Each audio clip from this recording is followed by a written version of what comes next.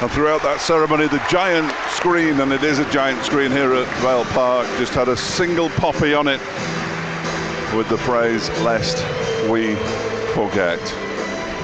The players come to the sideline to remove their training tops. FA Cup first round, Aaron. I love the FA Cup.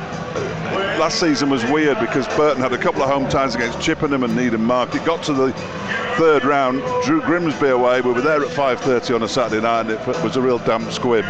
It's such a strange competition, isn't it? It could give you the highs, it could give you the lows. Definitely, Fletch. And over the years, even in my time of loving football and being interested in it, even watching it as a kid, and the stories, some of them are absolutely bonkers, aren't they? Even with, was it Essendon, who was signed from Teletext? Yes. Teletext, and he gets Leicester. He gets the winning goal. Yeah. Which is absolutely crazy, especially thinking and talking about the modern day game. And that's how he got a deal at Wycombe, and he scored a goal in the FA Cup. No social media back in those days. Roy Essendon, remember him well. I think he was on television as well, and that's another aspect of the FA Cup that just feeds into the narrative.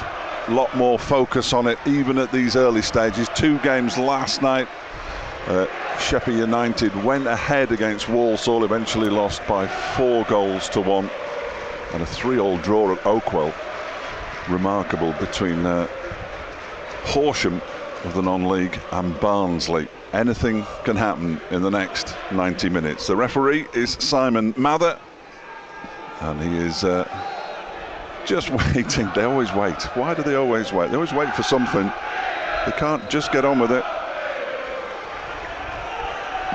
And we are indeed underway in the FA Cup. Straight away, Port Vale looking to play the ball forward, and now is half an opportunity for Berrily Labala over on the right hand side, but the ball is eventually worked back to Connor Ripley, who in the league game, and I know you weren't here, but in the league game you'll have seen him before, he stands on the halfway line when Port Vale are attacking. It is the most bizarre thing I think I've ever seen. Connor Ripley really fancies himself as an outfield footballer. He did the same last year, Fletch, when we came here, and I don't know, it's something you don't see all the time, but even if you watch Manchester United games these days, you can see Anana's positioning when he wants to receive the ball, and sometimes it's 15 yards outside of his 18-yard box.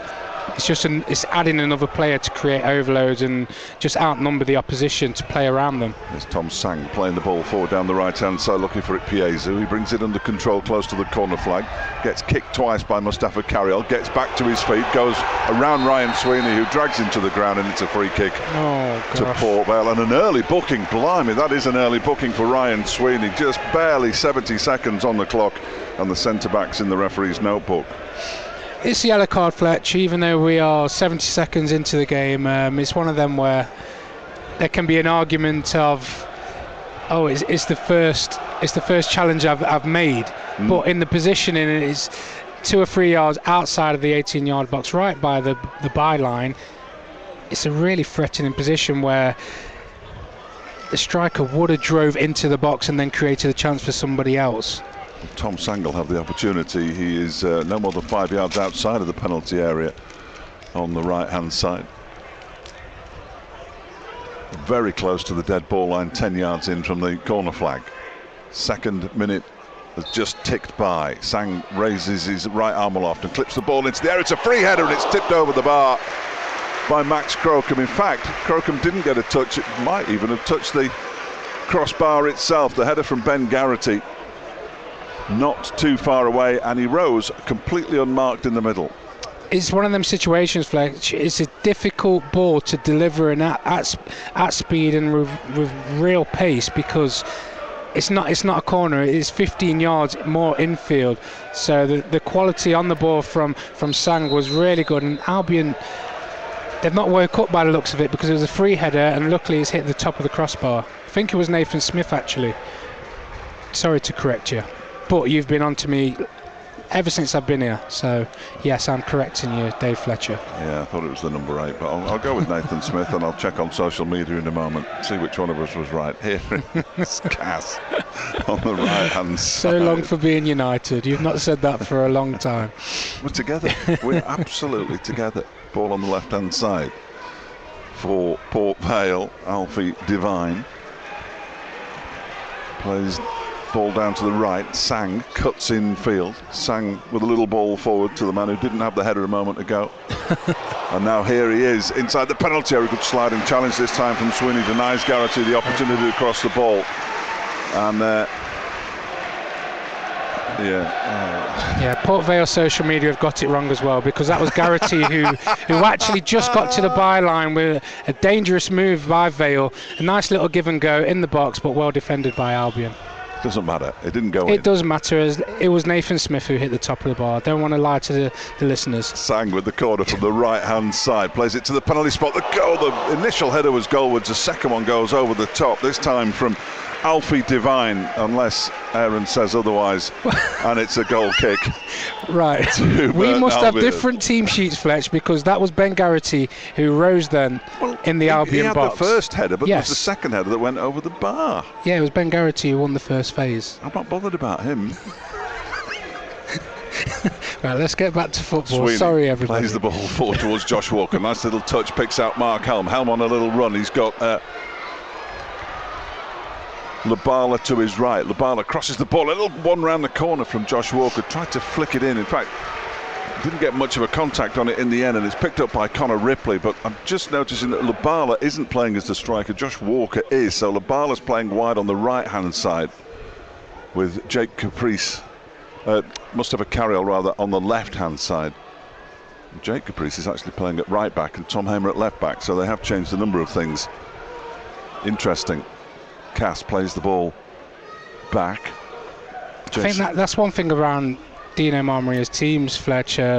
He can leave you asking questions. You never know quite sure how they can line up. They've got so much variety in this squad these days. So I think even Port Vale might have been baffled by a couple of things of how Albion have lined up today. Sang plays a little ball in field. Now it's worked back to the right hand side, and Cass goes short to Sang, crosses it in with his right foot. Ikpeazu brings it under control. Garrity will play it across the penalty area. Outstretched right foot from Max Crocombe. Might have got a little touch on it. It was Arblaster who put it in. And Burton Albion clear it away, and they're going to have to wake up. You said that they don't look like they've woken up. Well, they're at 6s and 7s at the moment when Port Vale are attacking. They are, Fletch, because just look now with how Vale can get 40 yards up the pitch without no one being near them to lay a glove on them, and Albion they've started too passively, especially in a FA Cup tie, a local game as well.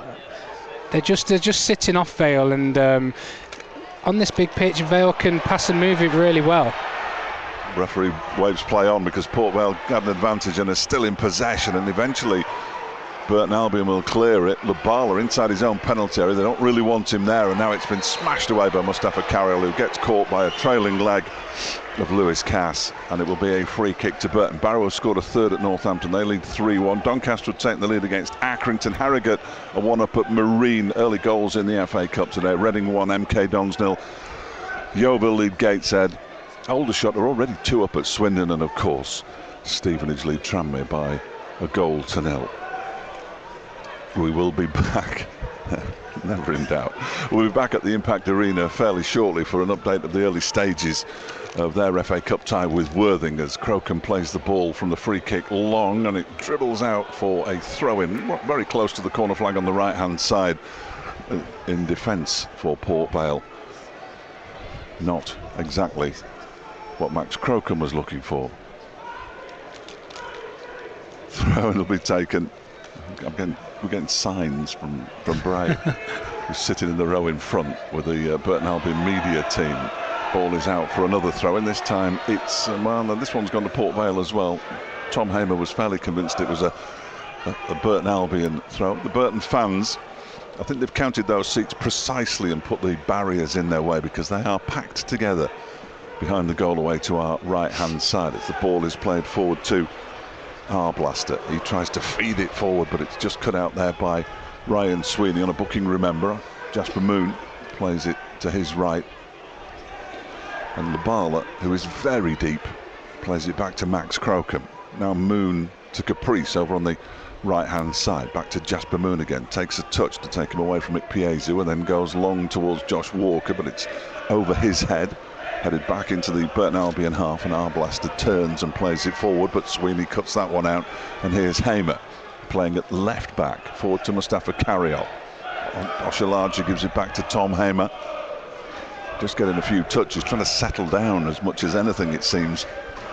As Powell finds Moon, and now it's to the right hand side, and Caprice plays a long ball forward, looking for Helm on the far side, and he plays a good ball forward, and Caprice is on the attack. Walker's racing to get into the penalty area. He was just being held back. There's claims, outstretched arms from Dino Marmee. He was never going to get a penalty there. There was certainly contact, and it's cleared by Port Vale up to halfway. Joe Powell nods it down for Hamer.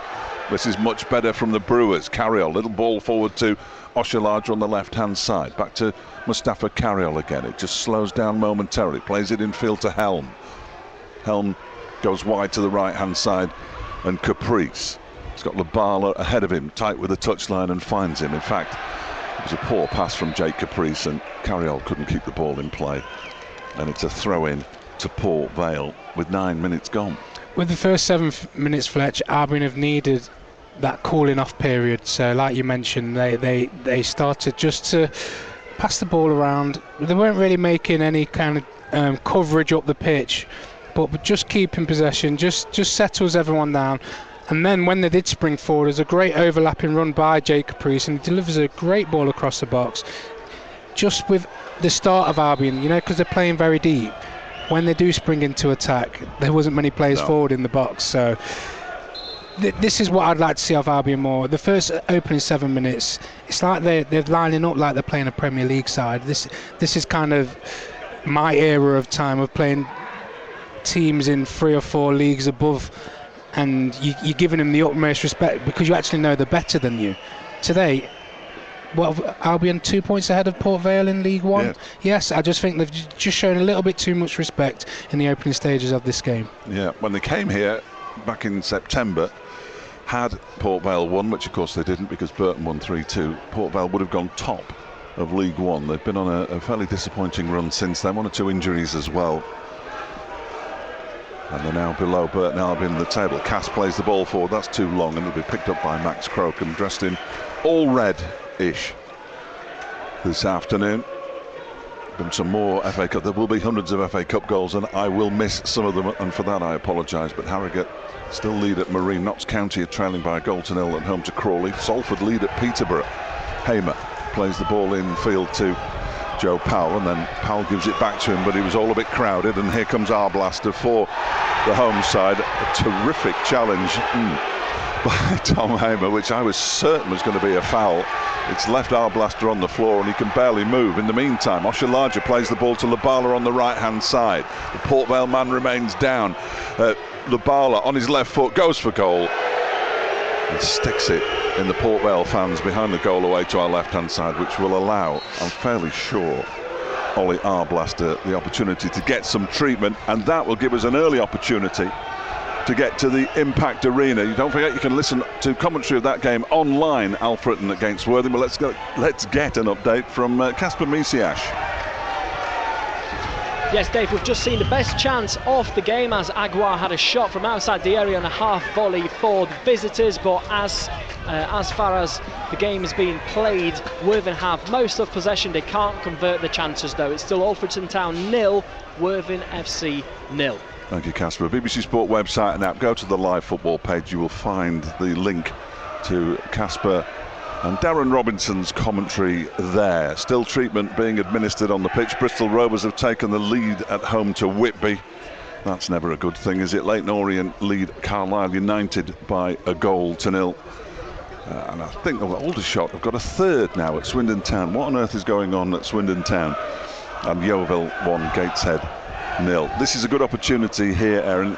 Dino Marmee's got the entire 10 outfield players together, and it will give him an opportunity to say, look, come on boys, we've got to be better than this. Yes, definitely, Fletch, and but I think the players are actually doing what Dino wants him to do. So in recent weeks, on this great run they've been on, this is how they've lined up, with the back four who are very narrow, but with the wingers very deep, so at times it looks like a back six. With having 6 players that deep, you're going to let the opposition get up the pitch high into your half without any contact on them. Josh Walker can't cover all the ground to press the back three and the goalkeeper. Mark Helm can't really support him in that because the pitch is huge. There's loads of space to kind of cover. So the work of when Port Vale play out to a wider centre half, then you see Deji Oshilaja come out to the left, or Mark Helm on the other side. But then they're already in Burton Albion's half then.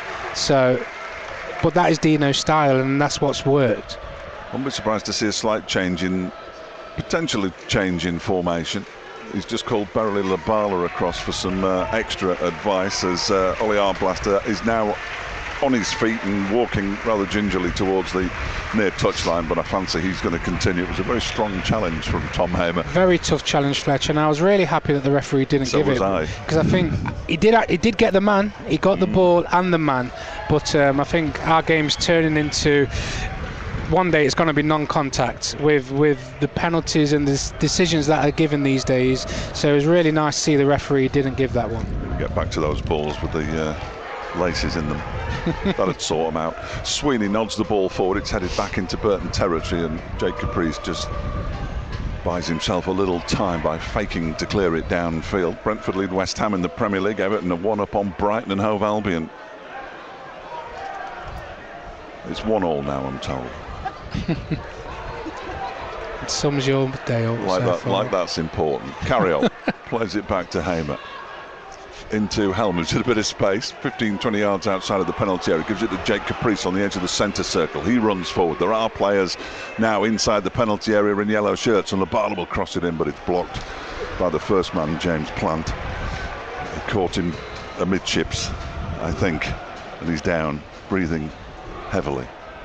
It's not hurts that, doesn't it? Yeah, it's not a good nasty. place to be. That is nasty. The ball to hit, yeah. Vale Park is not a good place to be hit. You're absolutely right. He'll be okay though. There's nothing the physio can do for him. And Tom Hamer's going to cross to the right hand side, where ordinarily he would be operating, but he's playing at left back today for potentially a long throw in the first of the game. 15.5 minutes gone. Still 0-0 on BBC Radio Derby, and Hamer launches the ball into the penalty area from the right hand side. It's headed away initially by Nathan Smith. Hamer nods it back to the edge of the box, and Port Vale get it away. I just thought for a moment, yeah, absolutely. As Mustafa Carriol went in for the head, or the header rather, his head was almost removed from its shoulders by a high boot, and it is a free kick to Burton Albion, an indirect free kick to Burton. Are they indirect? I'm going to play devil's advocate. Should it be a free kick given if there's no contact? I don't want to see footballers have stud marks across the cheeks or anything like that, but it's not a challenge or aggressive. He's gone to lift the ball over Mustafa Carriol's head. Carriol shows great bravery, Fletch, because he's actually trying to put a challenge in with his head when the ball's quite high. Should that be given as a free kick? Yes. Whitby have equalised at Bristol Rovers. And the free kick is taken short shot from distance from Joe Powell. It's on target, but straight to Connor Ripley, just to the left-hand side of his goal. Fairly comfortable in the end, but worth an effort from that distance. Definitely, with the conditions, and the pitch is really wet out there, and with that left foot Joe Powell possesses, is definitely worth a go. Well, now then, we've given the ball away here. Port Vale, and Helm is in. He was fouled. Now then, the referee's got a decision to make here. He's gone to his pocket. He's going to send Nathan Smith off, and he has. And Nathan Smith, the Port Vale skipper, with the challenge on Mark Helm. He was the last man, you know. He was the last man. He goes. Port Vale down to 10. Free kick to Burton. Huge advantage, Aaron. Yes, it was sloppy play by Port Vale initially, and Mark Helm springs upon a loose ball.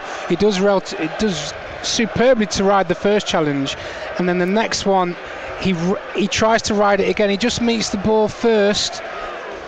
And referee, I'm really not sure if that's a red card. It's in a wider position in the frame of the 18-yard box, but it's wide.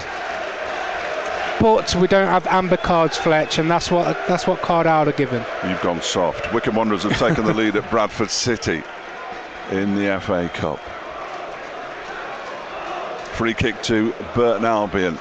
3-4 yards outside the penalty area to the right of the D. It's Joe Powell territory to a T. I thought he was going to walk away from the ball then for a moment, but he's still there. No he's chance. just measuring his walk. He's measuring his run up. Referee blows his whistle. Powell with the free kick. Curls it in, hits the top of the bar and over. Terrific effort from Joe Powell, but it remains 0-0. The home fans are not happy.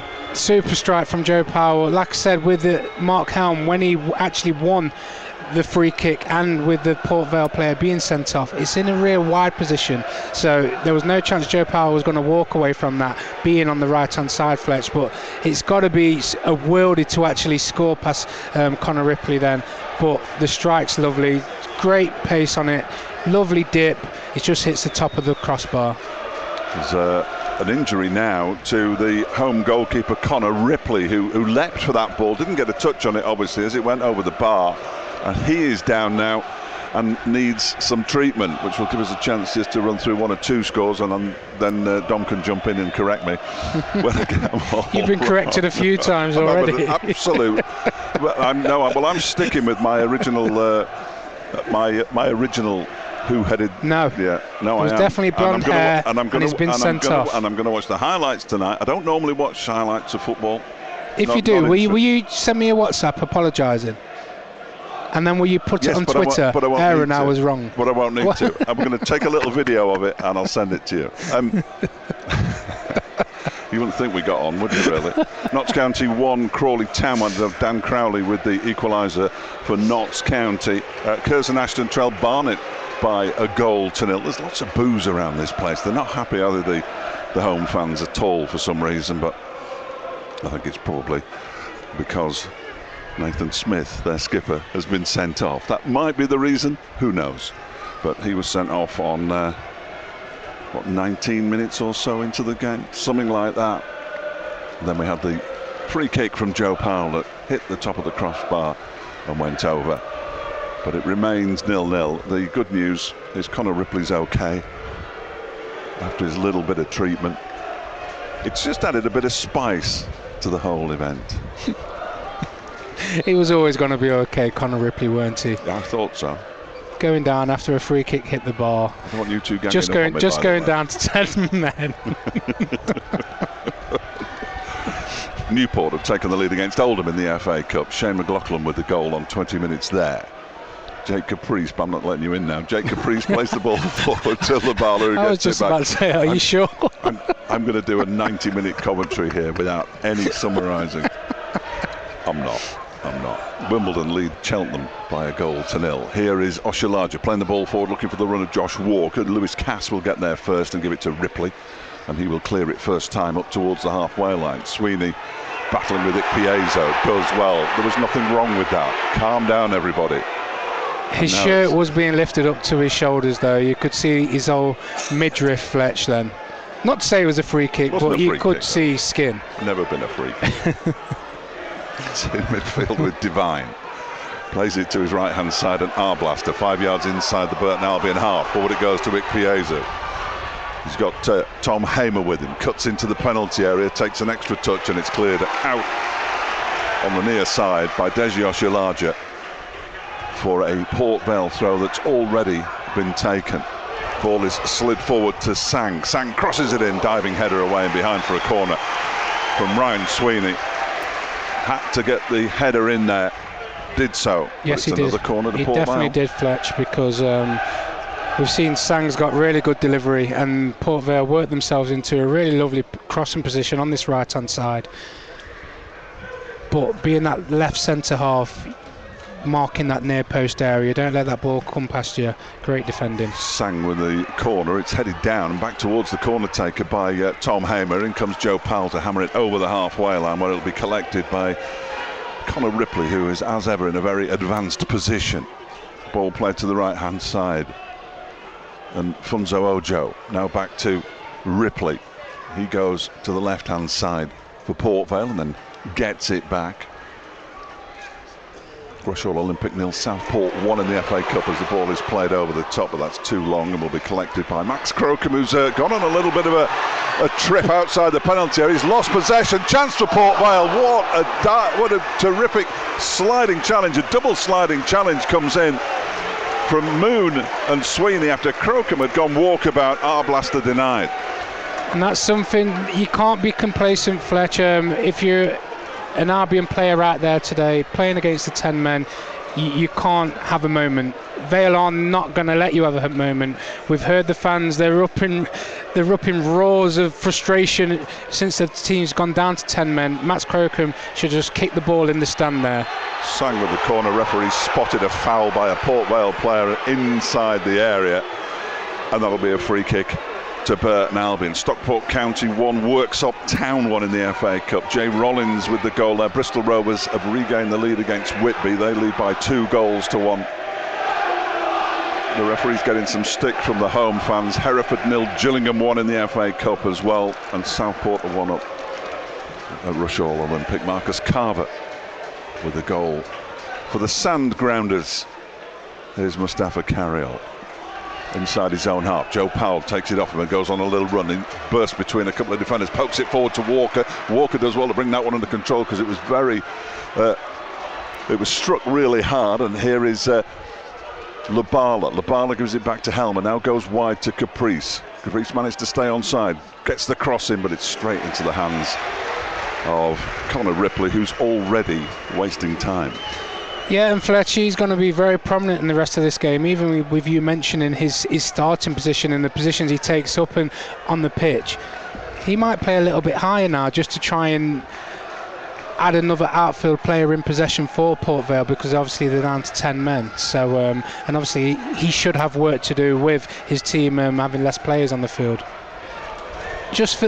We've got 65 minutes plus the injury time of both halves. I will just like Albion and Dino just to throw a little bit more caution to the wind.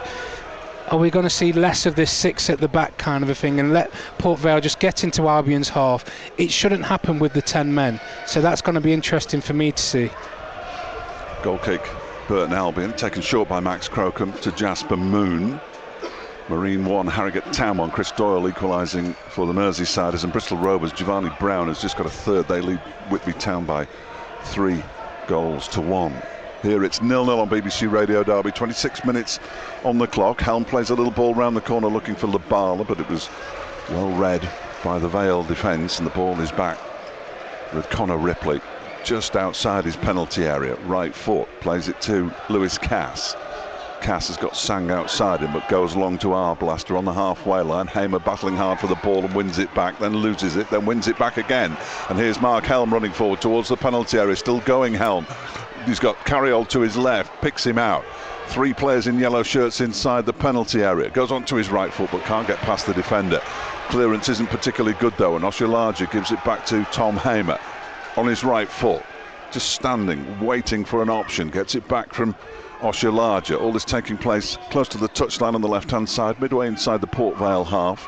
Carriol, square ball into midfield. Helm then sweeps it away to Jake Caprice, who goes on a run. Picks out Labala on the right-hand side. Labala looks up, little step over, 2 step overs, loses the ball.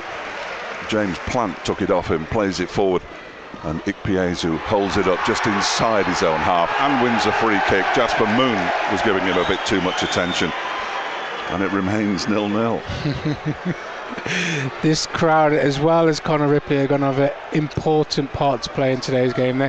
They are not going to give this referee a moment's breath. Every decision, everything that's tight, what can go either way, they're going to try their utmost best to try and influence the referee. Alfie Devine over on the left-hand side for Port Vale in their white shirts, black shorts and white socks. Now they go back to Lewis Cass. Jason Lowe with the pass. Now Sang on this near side on halfway. Cuts back infield towards the centre circle. Gives it to Devine.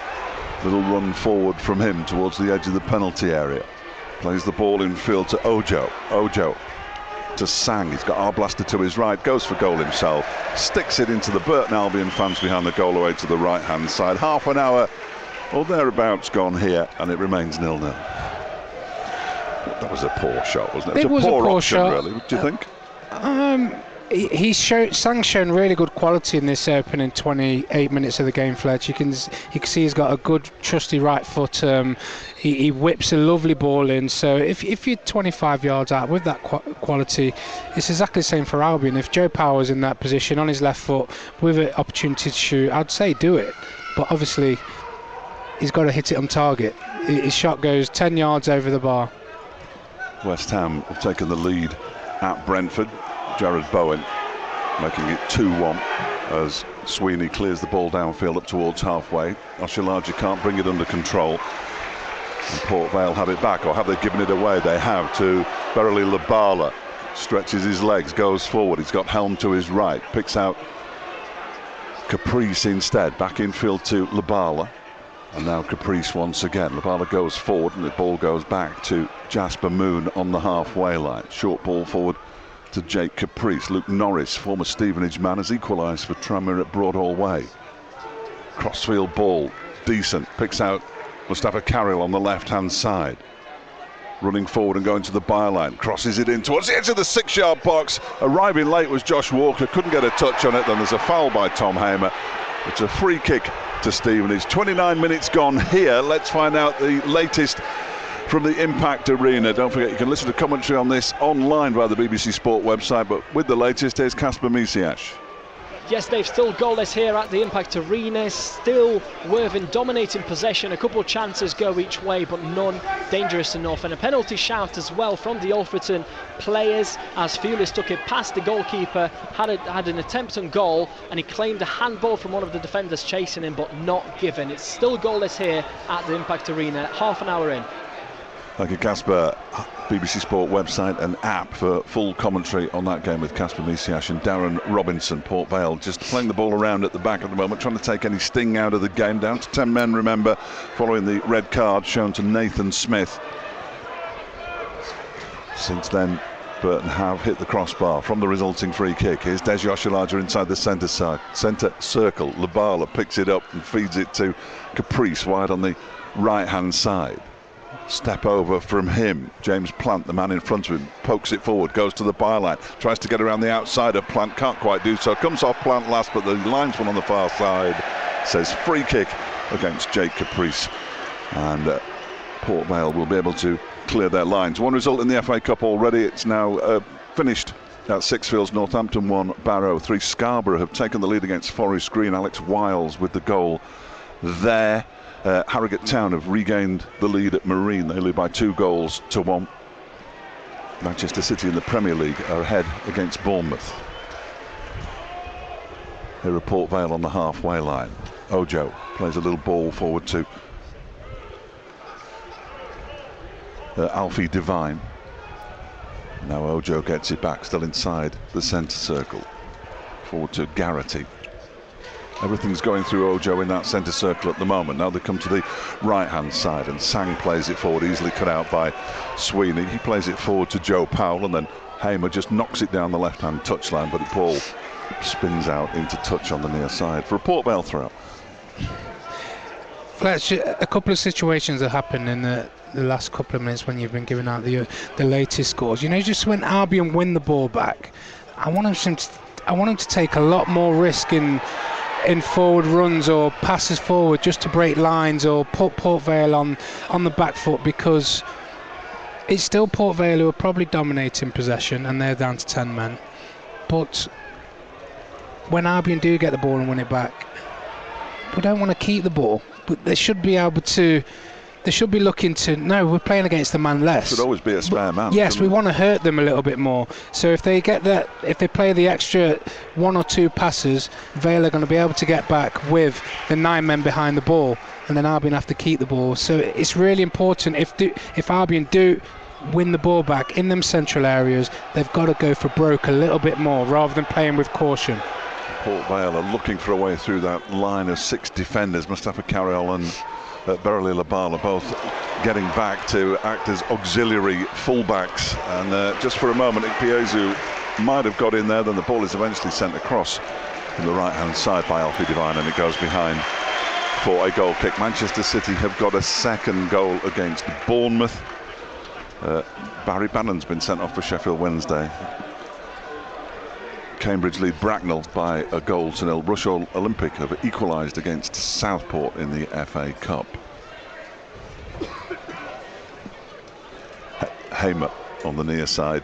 Sorry, Fletch. Me and Don were just screwing at FPL. Haaland's not scored out of the 2 goals, so could not care less.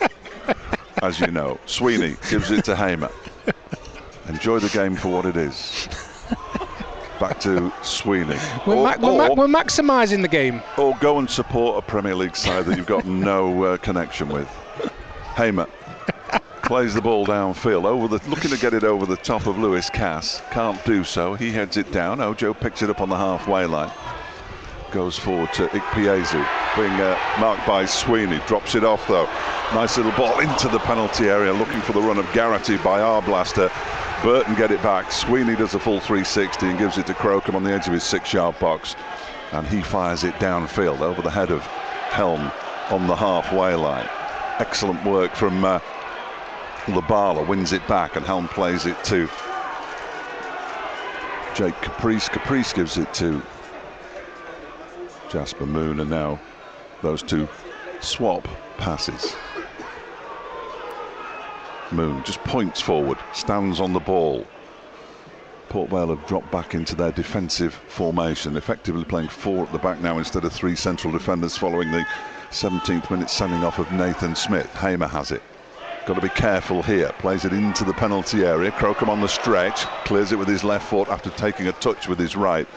And forward it goes. Jason Lowe brings it under control, and James Plant plays it back to his goalkeeper, who just has a little touch on it, and Walker almost capitalised, manages to feed it away to his right hand side, and now Arblaster picks it up on the halfway line. That was a nice pass infield to Devine.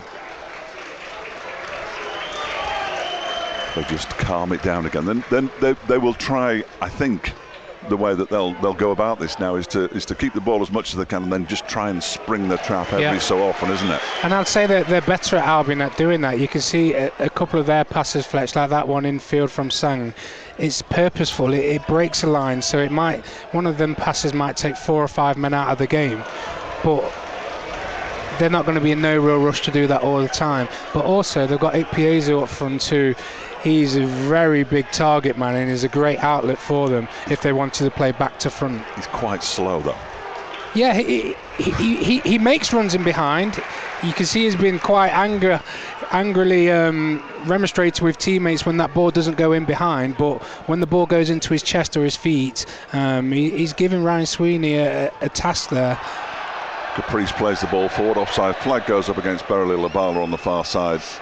Free kick to Port Vale. 0-0 with 9 minutes plus stoppage time, and there'll be a fair amount of stoppage time given the sending off and the treatment to 2 different Port Vale players.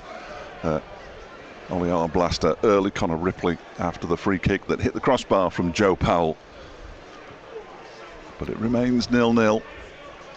Not much between the sides, and the crowd's just gone a bit quiet for the time being, which is no bad thing from a Burton Albion perspective. Buxton have fallen behind at Bishop's Stortford in the National North as Port Vale look to prize an opening in the Burton Albion defence. Ojo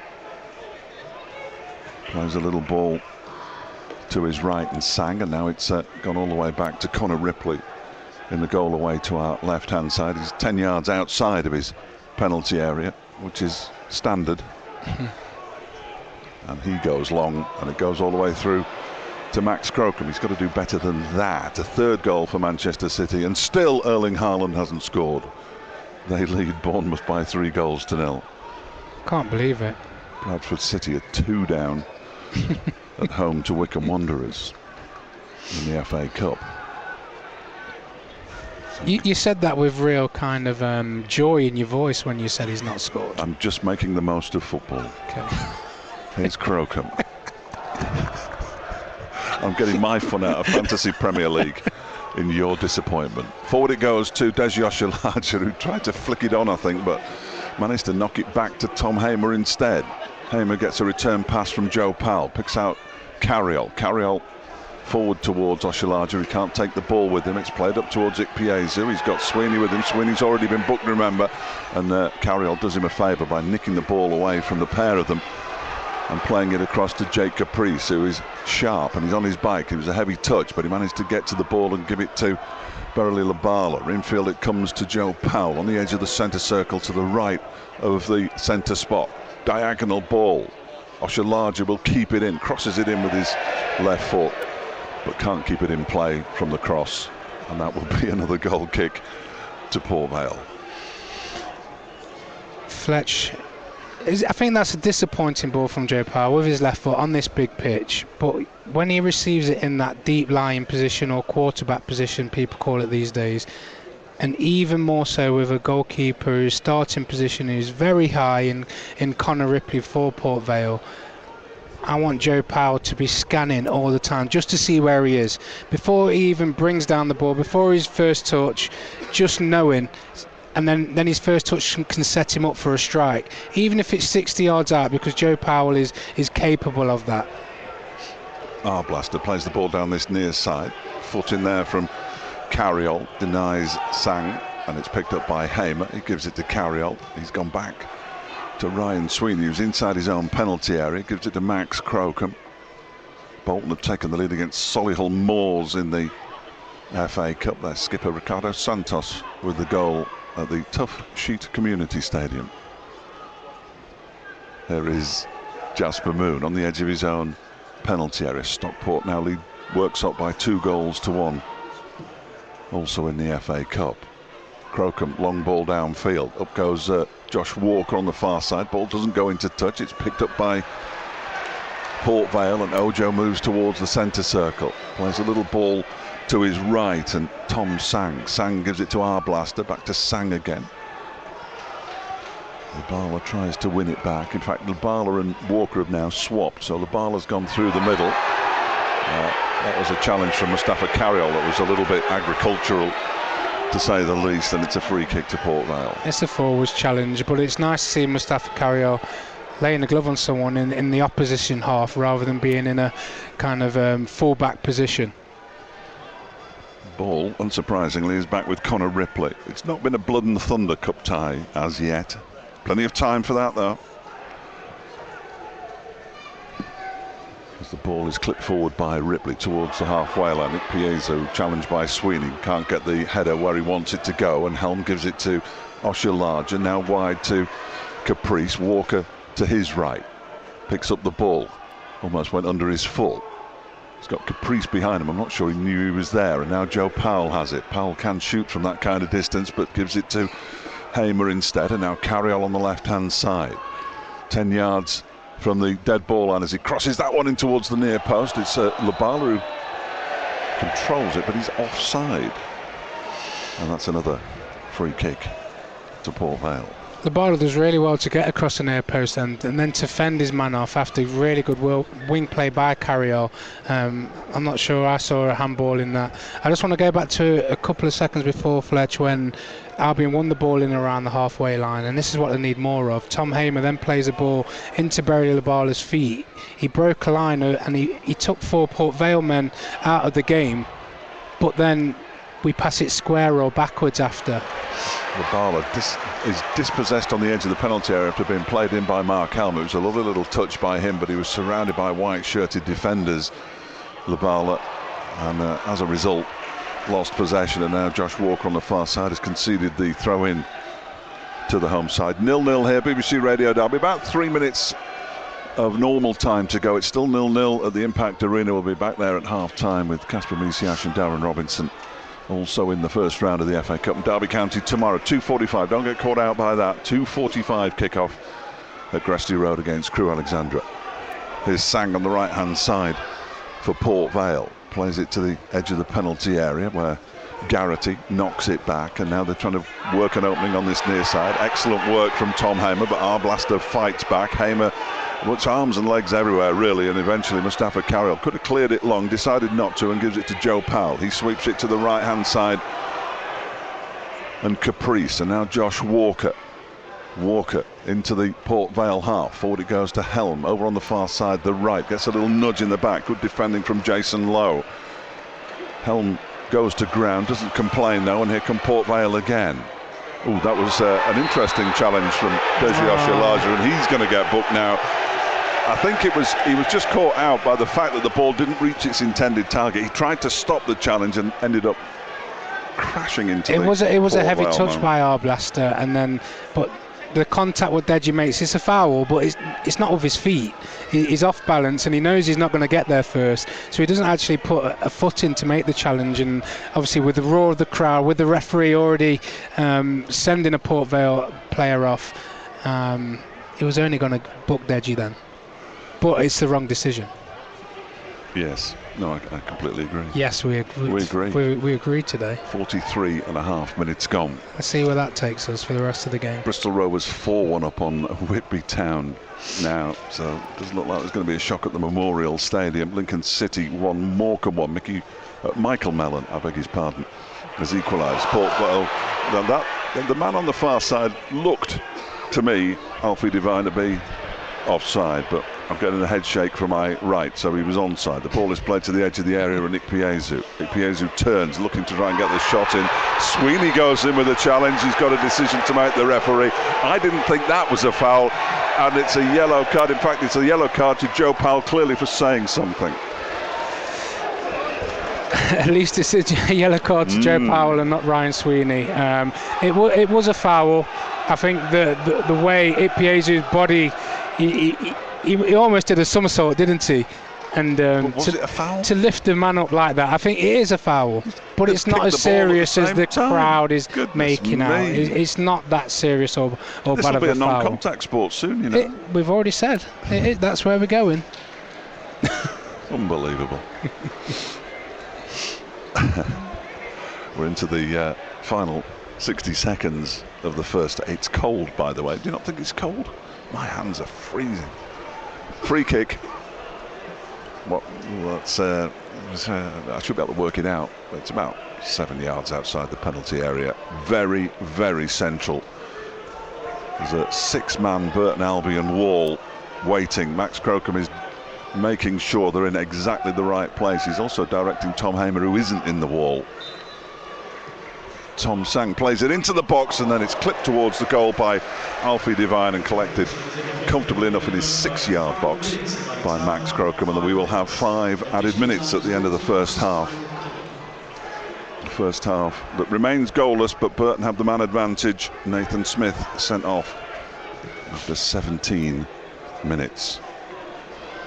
Ball forward looking for Deji Oshilaja. He points to try to make sure that the back pass is cut off, which it is. It's cleared away. Hamer knocks it forward again, but Port Vale pick it up with Devine. Mark Elm's got to be careful of that. He does grab at players an awful lot, and he got booked in the first half of the game at Carlisle and was taken off at half-time. Now there's a push in the back of Ikpeazu by Hamer, but he gets back to his feet and he does well, and he feeds it forward, and Arblaster's in down the right-hand side, crosses in, but it strikes the back of Ryan Sweeney and goes out for a Port Vale throw already taken. Sang gets the ball back from Arblaster, crosses it in, cleared away by Hamer, only as far as Ojo, 5 yards outside the penalty area. Forward it goes. Arblaster's offside. Flag goes up, and it will be a free kick to Burton Albion. Ikpeazu causing havoc on down this right wing area. He uses his body to fend off Ryan Sweeney and Joe Powell, but really good defending again from Ryan Sweeney just to block that cross. And that's the difference between the two teams today, Fletch. When Vale attack, it's with more vigour and purpose and aggression, and when Albion do, it's laboured and it's slow. Albion need to step up in that transition to attack. It's got to be a lot quicker from Burton Albion. Walker plays it forward to Caprice. The cross that he sends in takes a little nick. There's a chance here for Carriol on his left foot, and it's cleared off the line. The ball squirted out of the grasp of goalkeeper Connor Ripley, ended up at the left foot, and it was cleared away. And that just said it exactly the same, Fletch. Albion sprint to life with a sprint forward from Jake Caprice, who gets to the byline fantastically, and Deji Oshilaja gets himself into the box, causes a little bit of trouble. Connor Ripley doesn't gather the ball, and it falls to an Albion man. So that's four or five players who are in attacking third. Albion needs to do a lot more of that. Was it Carriol who had the shot blocks? Yeah, it was, wasn't it? With his left I'm tired of arguing with you, so if you said Carriol, I'll let you have it. Just tell me. Corner, right-hand side. Joe Powell will take it. Outrageous. 3 minutes of the 5 have already been added. 5 have already been played. Powell swings it into the near post. It's headed behind by Ikpeazu for another corner. Fantastic ball, even more so in these conditions. It's wet, the wind's blustery. That trajectory, the in-swinging left foot from Joe Powell in the right wing corner flag. Albion just need to get someone across that near post. Another Joe Powell corner. All it needs, Fletch, is a little glance there. Yeah, it doesn't need to be a really bold header. Just a little glance, just to help it in the direction of the goal. Helms clipped it in. It's headed goalwards by Deji Oshalaja, but he was offside. And it's in the hands of Connor Ripley. And we've played 3.5 of the added 5 at the end of the first half. It has got to half-time at the Impact Arena. We will be there during the half-time interval here. It is goalless between Alfred and Worthing. Just for good measure, Aldershot have scored a 4th at Swindon in first half stoppage time in the FA Cup. That is absolute madness. Hamer nods the ball forward. Labala can't bring it under control. It's lifted towards the edge of the Port Vale penalty area by Joe Powell. Labala closing down the defender, plays it back to Ripley, who clears it long downfield. Jasper Moon has a look at it, sees it go over his head, and Crocombe does well to come out of his penalty area, although he has sliced his attempted clearance across to the far side. Walker can't keep it in play. It'll be a throw in to the home side with about 30 seconds of added time still to be played at the end of the first half, and the score remains 0-0. Back with Connor Ripley, edge of his own penalty area. You have to say that with Ripley because he could be on the edge of the opposition penalty area. Sweeney nods it forward. Labala gets a header back to Oshalaja. Remember, Mustafa Carriol gives it back to Ryan Sweeney. Has a look around. There's nobody near him, so he gives it to Jasper Moon. Moon forward to Walker over on the far side. Josh Walker's got the chance to cut in field and then give it to Joe Powell. Referee says that'll do for the first half. And at half-time at Vale Park in the first round of the FA Cup, between two very evenly matched sides, just a couple of places between them, it is 0-0. Nathan Smith sent off after 17 minutes for a challenge on Mark Helm. Joe Powell hit the top of the crossbar with the free kick, and then in added time, Mustafa Carriol with a left-footed effort, slightly weak left-footed effort, cleared off the line. Port Vale have had the majority of the possession. Probably Burton have had the best of the chances, but at half-time it's 0-0, Dom. Thank you very much, Dave Fletcher. Yeah, Aaron, look, both sides of it, the crossbar, clearance off the line from Port Vale there, saving Mustafa Carriol's effort. I think we decided on Mustafa Carriol during the game. Is Burton just edging this one so far? I'm not sure. I'd say it's very even. I think Albion have had the better chances, but possession-wise or the vigour to trying to attack and make things happen, I think that's coming more from the Port Vale perspective. What Albion do obviously really well is get men behind the ball, but that's difficult to Vale to try and break down, but they're still trying to knock on that door even with the 10 men. But Albion need to do the same. Yes, they've had the best chances, but I'd like to see it more and more, because the big pitch, they've got the wide players of Carriol and Walker where they can actually get at the man. So I think they need to move the ball from side to side across the pitch a lot quicker and just try and take a little bit more risk in forward passes. Is that what you've got to do when the other team's down to 10 men, shift them around as much as possible? You have. So sometimes it may be in the deeper position. You can see it with Ryan Sweeney, Max Crocombe and Jasper Moon. They're really patient, they're composed, they're staying on the ball, so they're just trying to attack Vale to come a little bit higher to try and press them, but then it takes that one ball to spring and beat them two players. Now are we breaking the line to try and break the midfield line, and then can we create a 3v3? But if Albion just want to play slowly around, that will be easy for Port Vale to play against, because look at the size of the pitch. If it's just going to be passed backwards and sideways, they'll just get all the 10 men behind the ball. They'll be happy with that. So that transition to attack has got to be a lot quicker from Burton Albion's perspective. Well, Burton Albion have plenty of options on the bench as well. Let's go to the red card for Nathan Smith. Your thoughts on that, Aaron? At the time, it looked like he was going to be in on goal, and he does wipe him out, doesn't he? He does wipe him out. Mark Helm does really well to intercept, ride the first challenge, and it is a red card in today's game. I'm still sitting on the fence, and there's no such thing as an amber card, but he is the last man. But is he just a little bit wide? People probably sound like I'm probably coming from like I'm supporting Vale. I'm not. It's just the rules of the game. I like it, impartial. Ikpeazu, 6'3" frame. Speaking to colleagues at BBC Radio Stoke when we got here at Vale Park this afternoon, they were talking about his time it's taken to adapt to playing in a Port Vale shirt. He only signed 1 month ago today. He looks like a player that might be a bit behind on the fitness, but he is making himself known in that first half. Definitely, the huge stature of the man, probably similar to Quadro Bar. Dino said he wasn't fit straight away to come into the team. Well, me and Fletcher were asking for him to get more minutes when he first came in. Now you can see where he was at before he got injured, that you don't just sign for teams and all of a sudden you're able to get in the team. But you can see with how he's performed in this 45 minutes, sometimes it's a little bit unorthodox and awkward, but he's a real handful, and he's had some nice little layoffs. Well, Aaron Webster, thank you very much for your company in the first half. We'll be back with you for second half commentary very shortly. You give it the classic build-up, don't you, in the FA Cup first round? Both games on BBC Radio Derby are goalless. Let's get to our second that's available on the BBC Sport website and app from the Impact Arena. Alton Town 0, Worthing 0. Let's speak to Darren Robinson, part of your commentary team, standing by for us. Darren, goalless at the moment, is that justified? Yeah, two even Stevens really, Dom. Two sides, very contrasting styles, but in chances on goal probably well matched at the moment. Worthing are a side that really likes to get the ball down, pass it and play, dominated for long spells with their possession, really quite purposeful in the way that they build up, Dom. And they had two good early chances through Aguiar with shots that just whistled slightly wide. But other than that, Alberton have held their own. They've got the slope to come at their backs into their second half, and I'm sure Billy Heath will be giving them a rally cry on that. They've also found Rocco Rees, the Worthing goalkeeper, in good form.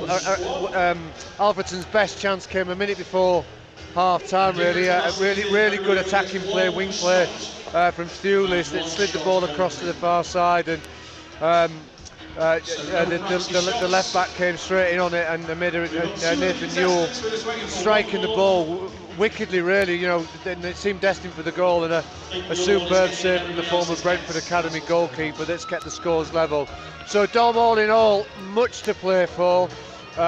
It's a real interesting arm wrestle, and I'm sure that we're going to see quite an exciting second half. I think both sides will go for it. They'll want to get the result sorted by the end of the game today. What's the team talk like? Because I mentioned the build-up to this game this afternoon. You give it the big build-up. Everyone's talking about it. What could happen? What could potentially happen in the next round if they get through? And then there's that adrenaline dump, isn't there, in that first half where they get through that initial phase of all the pressure and all the thoughts about the position they're in. And now second half, they have to come out and almost readjust and focus on the job in hand. Well, the early 10 minutes, it was like two heavyweights just shadow boxing, feeling each other out, and it was almost, if you were watching the game not knowing the significance of the game, you'd almost argue that neither side were up for it. It's actually the opposite effect, I think, because both sets of players were so aware of how important this fixture is. It was the nerves that was getting the best of them. So we had quite long spells of midfield stalemate, and neither side really sort of like, almost like nervous to make that mistake. But I think as the half's gone on, then, like you say, we'll have had that burning of that nervous energy. And interestingly, of course, that Alberton have got good strength on their bench. They've got Will Grewal-Pollard, who's formerly with the Rams, that can offer some good legs down that left-hand side. We've got the former Grimsby Town striker Ryan Taylor, who usually starts and has gone onto the bench for Jake Day to lead the line. So it'll be interesting to see how both sides approach this second period. Certainly will, and you can hear it all unfold on the BBC Sport website and app. Darren Robinson, thank you very much. Kasper Mishash will join him for match commentary very shortly. Other scores in our non-league games today: Buxton 1-0 down away at Bishop Stortford this afternoon in the National League North. Ilkeston leading at Atherton. Matlock Town comfortably leading against Radcliffe. Both of those games in the NPL Premier Division. In the Southern League Central, Long Eaton goalless at Telford this afternoon, and it's Stratford 0, Mickleover 1. The league leaders going well this afternoon in that one. They're on a tremendous run, Mickleover, unbeaten so far this season. Right, let's look ahead to tomorrow's action. Derby County begin their FA Cup journey at League 2 Crewe Alexandra. 2:45 kick-off that one is, so don't go there expecting for a 3 o'clock.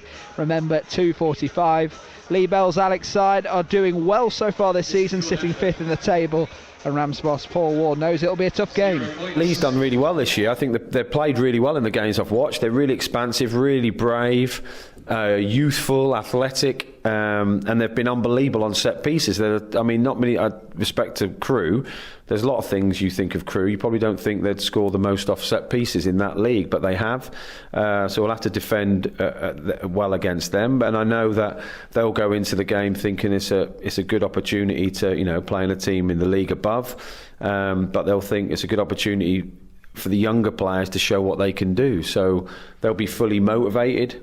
No doubt, and playing the only way they know how to in the nicest possible sense, and they're difficult to play against. And when teams are really confident on the ball and they move it 1-2 touch, it's hard to get a grip of them at times. So we'll have to play really well. I know we'll have to play really well to beat them. We'll obviously cause them problems as well. I'm not going in there like we're underdogs. I know we should go there and cause them significant problems, but first we have to deal with what they're going to pose to us. The classic FA Cup question as well. It does come with that sprinkle of magic on it when you head out to kick off. Just has that different feeling about it up and down the country. Yeah, it does. It's a different build-up through the week. It's nice if it's a 3 o'clock on a Saturday, though. I just think all FA Cup games should be on there. I'm a bit of a traditionalist, but we'll be good. And then if you are successful and you do have the joy of watching the draw, there's nothing worse than watching the draw, thinking, right, who a Crewe got? Oh my God, look who they've got. But if you can win a couple, you can make memories for not only the fans here, but the players. Some of the players in our dressing room, I don't know, let's just say, this would be a disaster draw for me as a manager, but say you won a couple and you got Tottenham away, you think, oh, come on, and everyone's going, it'd be great, you have a great day out. Yeah, right, laugh. But if you're a Tottenham fan, for the players in there, so it is a great day out. It is an amazing experience that you might not ever get in your life. So I can't deter the lads from things like that, and you're trying to, like I remembered Liverpool last year, I really enjoyed that, in fairness. So if you can just get through a couple of games, you just don't know where it will go, and I'm not stupid enough to know that it's finance for the club as well. You get a big draw. We done well last year from Cups, so it'd be good again to help the coffers this year. That was Derby County head coach Paul Warner. Reminder that you will know the FA Cup draw before that game tomorrow. It gets underway at 2:30. We'll try and bring you that live on BBC Radio Derby. Myself, Colin Gibson, and former Rams goalkeeper Eric Steele will be in position from 2 o'clock at Gresty Road for build-up commentary, available on BBC Sounds as well, and reaction up until 6. In the draw, if Port Vale get through or Burton Albion get through today, they will be ball number 18. Derby will be ball number 14 or Crewe, and Overton Town or Worthing will be ball number 2. Overton Town against Worthing back underway on the BBC Sport website and app, so just to head to the BBC Sport homepage, click on the football icon, then onto the FA Cup icon, live commentaries, and you can scroll across to the right and you can see BBC Radio Derby's coverage available for full match commentary. Casper Mishash and Darren Robinson, your team on there. Right, let's bring you up to date with the half-time scores elsewhere. I'm wary of going through all the first round FA Cup scores because it could take us through to full time, but I'll bring in the Premier League to start. Fulham 0, Manchester United 1, Brentford 1, West Ham 2, Burnley 0, Crystal Palace 1, Everton winning again, this time against Brighton at Goodison, Manchester City 3-0 up against Bournemouth, much to my frustration, no goals from Erling Haaland, and Phil Foden started on the bench. So my FPL is in tatters at the halfway point. How's yours doing? Sheffield United goalless with Wolves at the break at Bramall Lane. Let's head into the FA Cup, where the lunchtime kickoff was Northampton 1, Barrow 3. That's full-time score. At half-time in the other games, it's Wimbledon 2, Cheltenham 0, Bolton 1, Solihull Moors 0, Bradford City 0, Wycombe 2, Bristol Rovers 4, Whitby 1, Cambridge United 1, Bracknell Town 0, Chesham United 0, Maidstone 1, Chester goalless with York City. Curzon Ashton are trailing to Barnet. Doncaster 1 up against Accrington Stanley. Eastleigh, the Hampshire side, 3-1 up against Boreham Wood. It's goalless at St James's Park at Exeter. They're goalless with Wigan Athletic. Hereford 1-0 down at half-time at home against Gillingham. You can't help but just think of that Ronnie Radford goal back in 1972 against Newcastle when their name comes up. Leyton Orient 1, Carlisle United 0. Lincoln City 1 apiece with Morecambe. Marine, the side that got to the third round 2 years ago and played that game against Tottenham at home. They're trailing to Harrogate Town by 2-1. Newport 1-0 up against Oldham Athletic. 1 apiece at Meadow Lane. Notts County 1, Crawley 1. Oxford United 1-0 up at the halfway point against Maidenhead United. Peterborough, the League 1 side, trailing to League 2 Salford City. Ramsgate a 1 apiece with Woking. Reading, the League 1 side, 1 apiece with MK Dons, the League 2 side. Shrewsbury Town 1, Colchester United 1, Scarborough Athletic 1, Forest Green Rovers 0, Stevenage 1 apiece with Tranmere, Stockport County 2, Worksop 1. Stockport County looking for their 12th win in a row under Dave Challoner. Sutton United are 1-0 down at home to AFC Fylde. Swindon Town 4-0 down at the break to Aldershot. What on earth has gone on there? And Yeovil Town 2-0 up against Gateshead. The evening kickoffs: Bromley against Blackpool and Mansfield against Wrexham. So that is a full roundup of the scores this afternoon in the FA Cup first round, and we'll be back for second half commentary here at Vale Park next. Today's lunch menu: seared scallops with caramelised shallot and thyme roasted carrots. Nah, none of that. Bacon butty? Brown sauce? No, we'll go red today. Lunch with Ian Sky. I know I'm probably biased, but Derbyshire and East Staffordshire people, they're the best. I grow a lot of stuff to make wine with. My tutor said, you're actually really good. Why don't you think about going to university? It will always be home to me. Doctors and plumbers, brewers, artists, nurses, bakers, engineers. Everybody's got a story to tell. Weekday afternoons from 12. Listen anytime on BBC Sounds. BBC Radio Derby. BBC Radio Derby. Sports scene. Well, we've got our commentary team back, minus Aaron Webster. He's tucking into his half-time pie. Dave Fletcher to his left-hand side is back with me. The players aren't back out just yet. Fletch, we always give it the build-up, don't we? And it's just never quite hits the height. I mean, I've just been talking to Colston from the Burton Man. He said, I thought there was quite a lot of incident in that first half. Well, I must have been looking at the scores at that moment when there was all the incident. There were chances, weren't there? There were chances, but it's disappointing for me that Port Vale had 67% possession throughout the course of the first 45 minutes and played with 10 men from the 17th minute. As Aaron said during commentary, Burton have got to do better when they get the ball. They've got to be quicker in transition. I wouldn't be at all surprised to see a couple of changes 10 minutes in if it remains goalless. Well, the Port Vale side are out to the tune of Triple H's entrance in WWE. You a fan of this one, Fletch? Motorhead, of course. It's an easy win. What's not to like? Burton Albion out on the left-hand side as well. A reminder, if you're listening to us on FM digital radio or 11:16 AM and you're heading out today or whatever you're up to, you can listen to the second half commentary on BBC Sounds. Couple of goals going in the non-league games this afternoon. Buxton now 2-0 down in the National League North against Bishop Stortford, and Ilkeston 1 apiece with Atherton. So Ilkeston led going into the break, and Atherton have equalised through Thompson on 49. Right, let's hand over to your incredible Brewers duo of Brewers legend Aaron Webster and the man Dave Fletcher. Yes, the game, incidentally, that's called. It's not just Triple H's walk-on music. Let's be honest, it is. I only know it as Triple H's theme song. Yeah, but you know.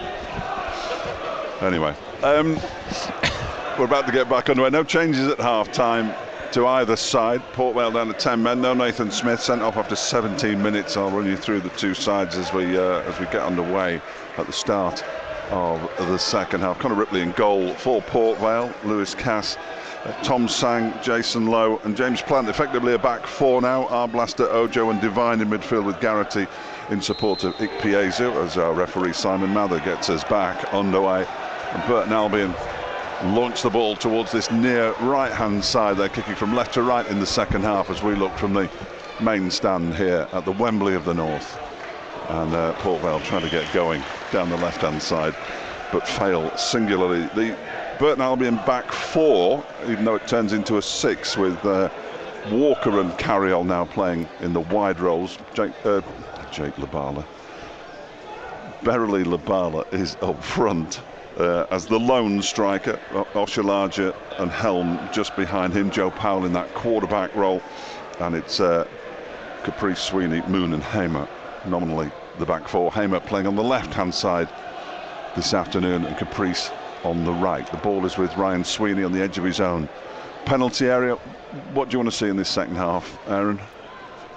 I want to see, if things don't change, I want to see Cole Stockton come on a little bit earlier than normal, because it's not like Albion are going for the throat of Port Vale in a press or playing in that type of way, which Burton Albion have done in the past. So can they get him extra minutes and help him build his match fitness up, because he could be a game changer. He could do with half an hour, couldn't he? Yeah. He could do with half an hour. Ball is with Tom Hamer over on the far side. Cambridge have scored a second against Bracknell in the early stages of the second half in their FA Cup tie at the Abbey Stadium. They lead 2-0. Here it remains 0-0, as it is at the Impact Arena between Alfreton and Worthing. Good ball forward by Jasper Moon. Picks out Josh Walker on the right-hand side, right down below us. He's got Caprice in support. Thought about crossing first time. Instead gives it back to Mark Helm.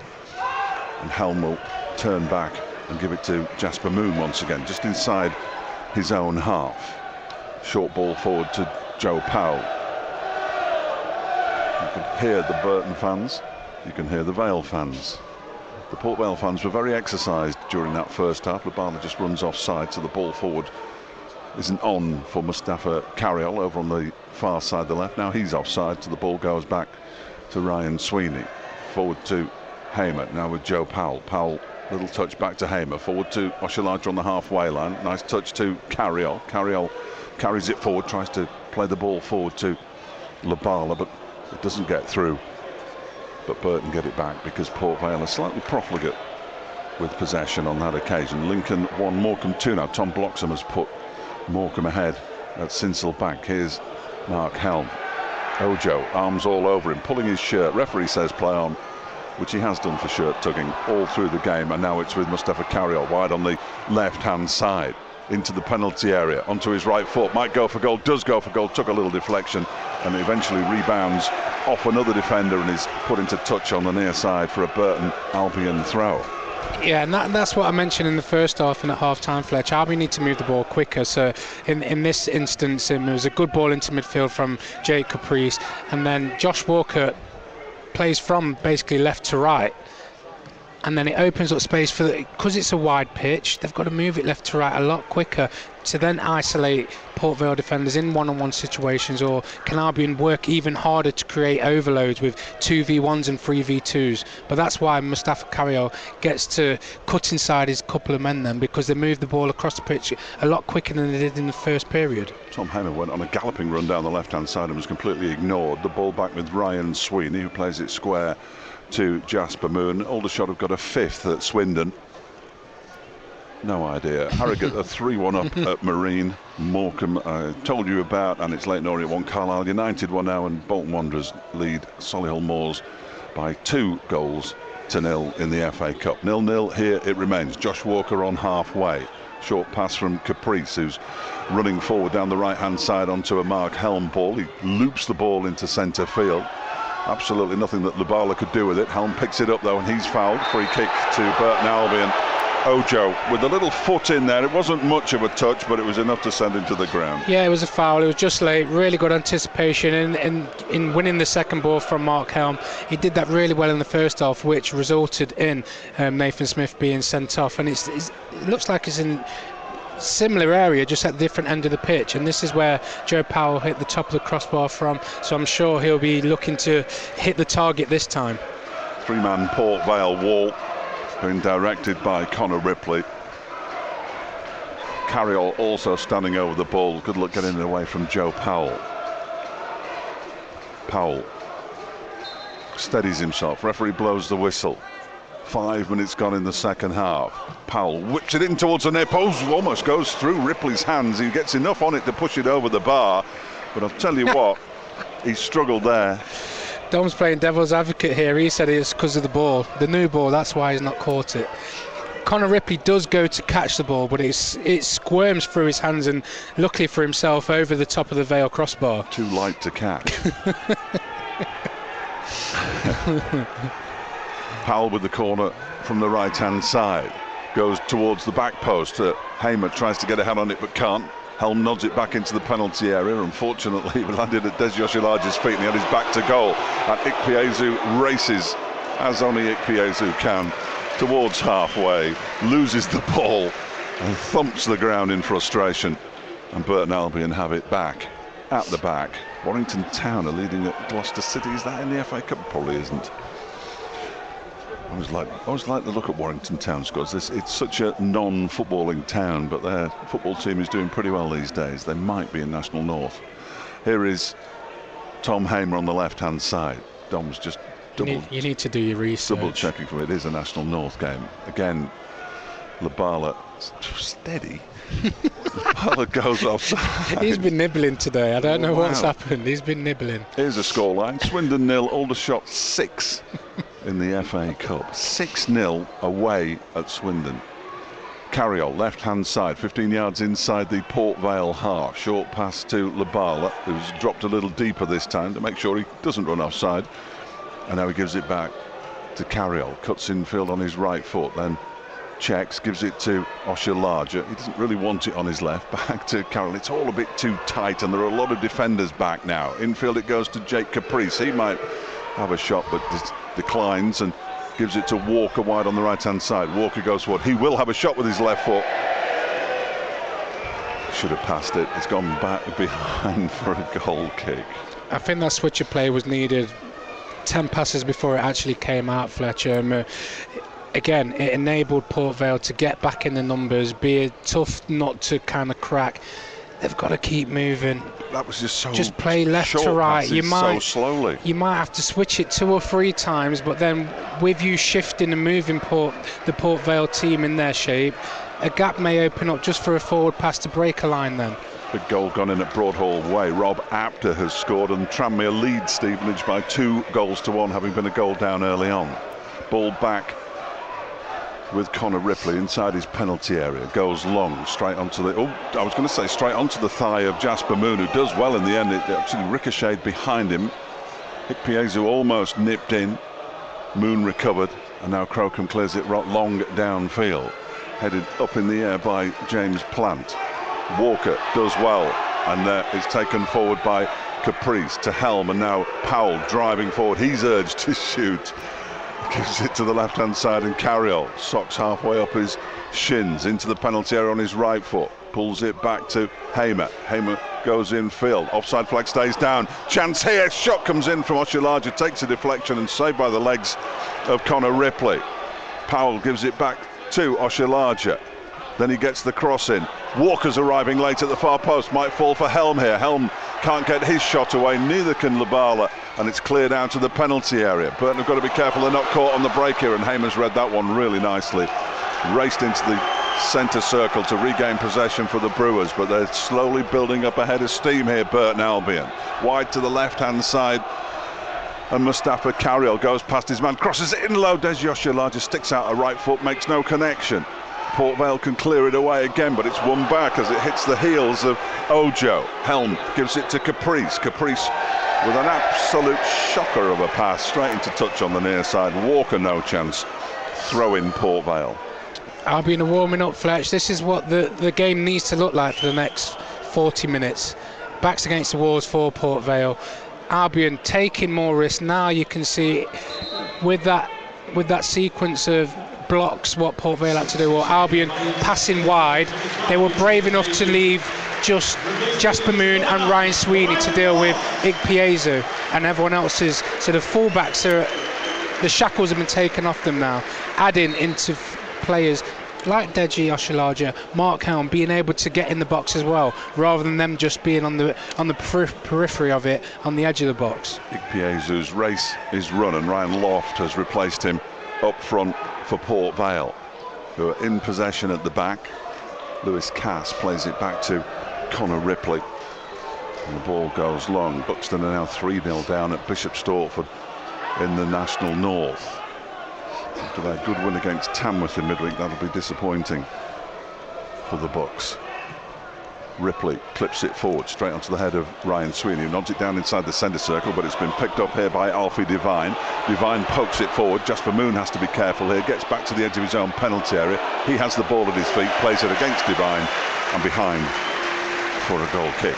Devine does really well to just win the ball in the central area, and he drives forward, but Joe Powell just gets a timely interception just from behind, just a toe poke into the path of Jasper Moon. Stevenage have equalised from the penalty spot. Jamie Reid, 2 apiece, Broadhall way. Dear oh dear. Shrewsbury Town lead Colchester by 2 goals to 1 in the FA Cup. I hate Saturdays. Never liked them. Burton in possession at the back, over on the far side, their left. Sweeney gives it back to Crocombe on the edge of his own 6-yard box. He finds Jasper Moon still inside the penalty area, and then Moon goes long looking for Walker. Goes over his head, picked up by Jason Lowe. Lowe clears it, goes to ground. Home fans in once again infuriated, and here come Port Vale with James Plant. Scuffs a little ball infield to Ojo. Ojo finds Lowe on the halfway line. Square ball to Cass, and Cass goes back to Connor Ripley. Ripley plays the ball forward under a bit of pressure at the back there, but Port Vale still hold on to it. Ojo inside the centre circle gives it to Lowe. Lowe to the near side and Plant. Now back to Lowe again in his orange boots. Very similar to Lewis Cass's, who moves forward over the halfway line on the right-hand side of the centre circle. Just drops off a little pass to Sang over on the far side. Garrity tries to get a foot in. Does. Port Vale still in possession on halfway. Plant goes back into his own half. This is perfect for Port Vale. Down to 10 men, remember. They'd probably quite happily take a replay in 10 days' time at the Pirelli Stadium as they look to attack down the right-hand side. Sang goes on a little run after playing a short pass to his right, but it's now back with Ojo inside the centre circle. They're just moving Burton Albion about, but not making much progress forward. Cass to Sang. Sang with a little ball forward to Arblaster. Arblaster goes to the byline, tries to cross it in, comes off Hamer, and then behind for a corner. Hamer's furious. I wasn't sure if it had rebounded back off the Port Vale man after it had hit Hamer. It certainly hit Hamer. Great play from Port Vale. Just patient, moving the ball, lending it to each other, recycling it, and then springing into an attack quick from Arblaster. Tom Hamer is right though. He initially blocks the cross, and it comes back off Arblaster, but the referee and linesman, you could see for a short moment they weren't sure. No idea. Corner from the right hand side, then whipped in. There are players all over the floor inside the penalty area, and Joe Powell puts it behind for another corner. Aldershot obviously have got a 7th at Swindon, which is going to be the top of the highlights on the television later on, I wonder. I think we've got a fair idea. Wigan have taken the lead at Exeter City. Port Vale over on the right-hand side, crosses blocked by Mustafa Carriol from the short corner. It's another corner on the right. Wimbledon lead Cheltenham by 3 goals to 0 now. Sutton won, Fylde won as an FA Cup scorer as well. In fact, Wimbledon have just scored a 4th against Cheltenham. Corner on its way in, headed away by Jasper Moon. Over on the far side, Carriol can clear it, but can't clear it very far. Only as far as Arblaster. Arblaster urged to get that ball into the penalty area. The big men were still up from the back. The ball is eventually played forward by Alfie Devine, and it goes out for a goal kick.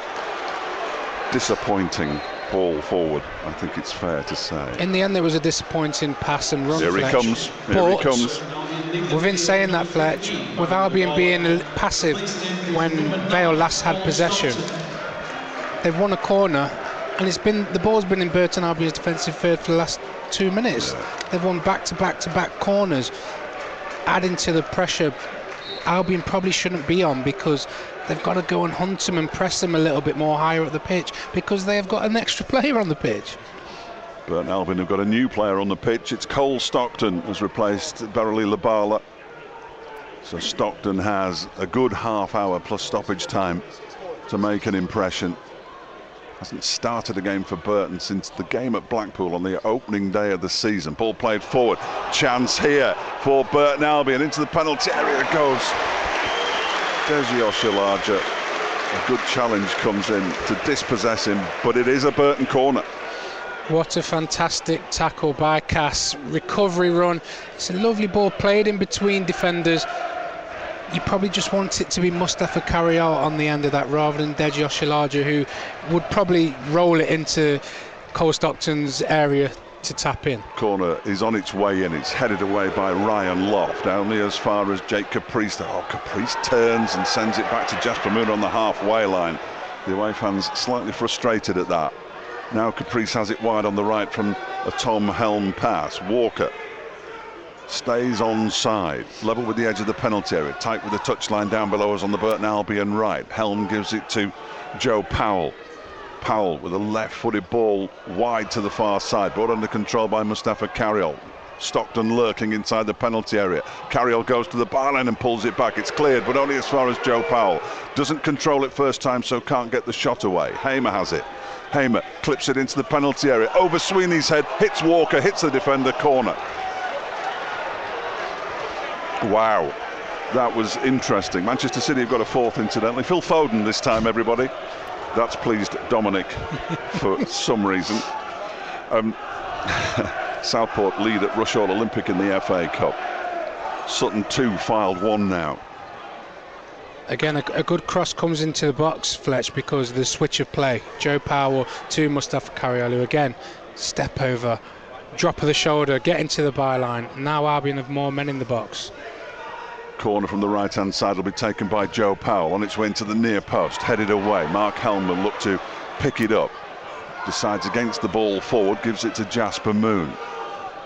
Moon 5 yards, bit less inside the Port Vale half, gives it to Jake Caprice. Caprice looks up, gives it back to Moon again, then comes across to the right-hand side where he should be. And Carriol lifts it forward, but it's onto the shoulder of Lowe, who puts it out for a Burton Albion throw. Caprice takes it, gets it to Helm. Helm finds Carriol. Carriol, little step over on his left foot, goes for goal with his left foot. Good save, strong hand from Connor Ripley down to his left. That was well struck by Mustafa Carriol, but Ripley was equal to it. And it remains 0-0 here. Let's find out what's happening at the Impact Arena. It was 0-0 at half-time between Alfreton and Worthing, with the latest. Here's Kasper Misiash.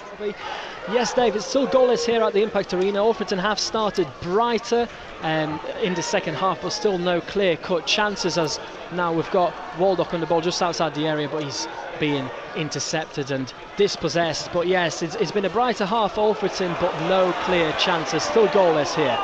Thank you, Casper. Online via the BBC Sport website and app. Josh Walker's going into the referee's notebook now. He just, from behind, tried to tackle James Plant. Plant went tumbling. It's a free kick. It was an obvious foul.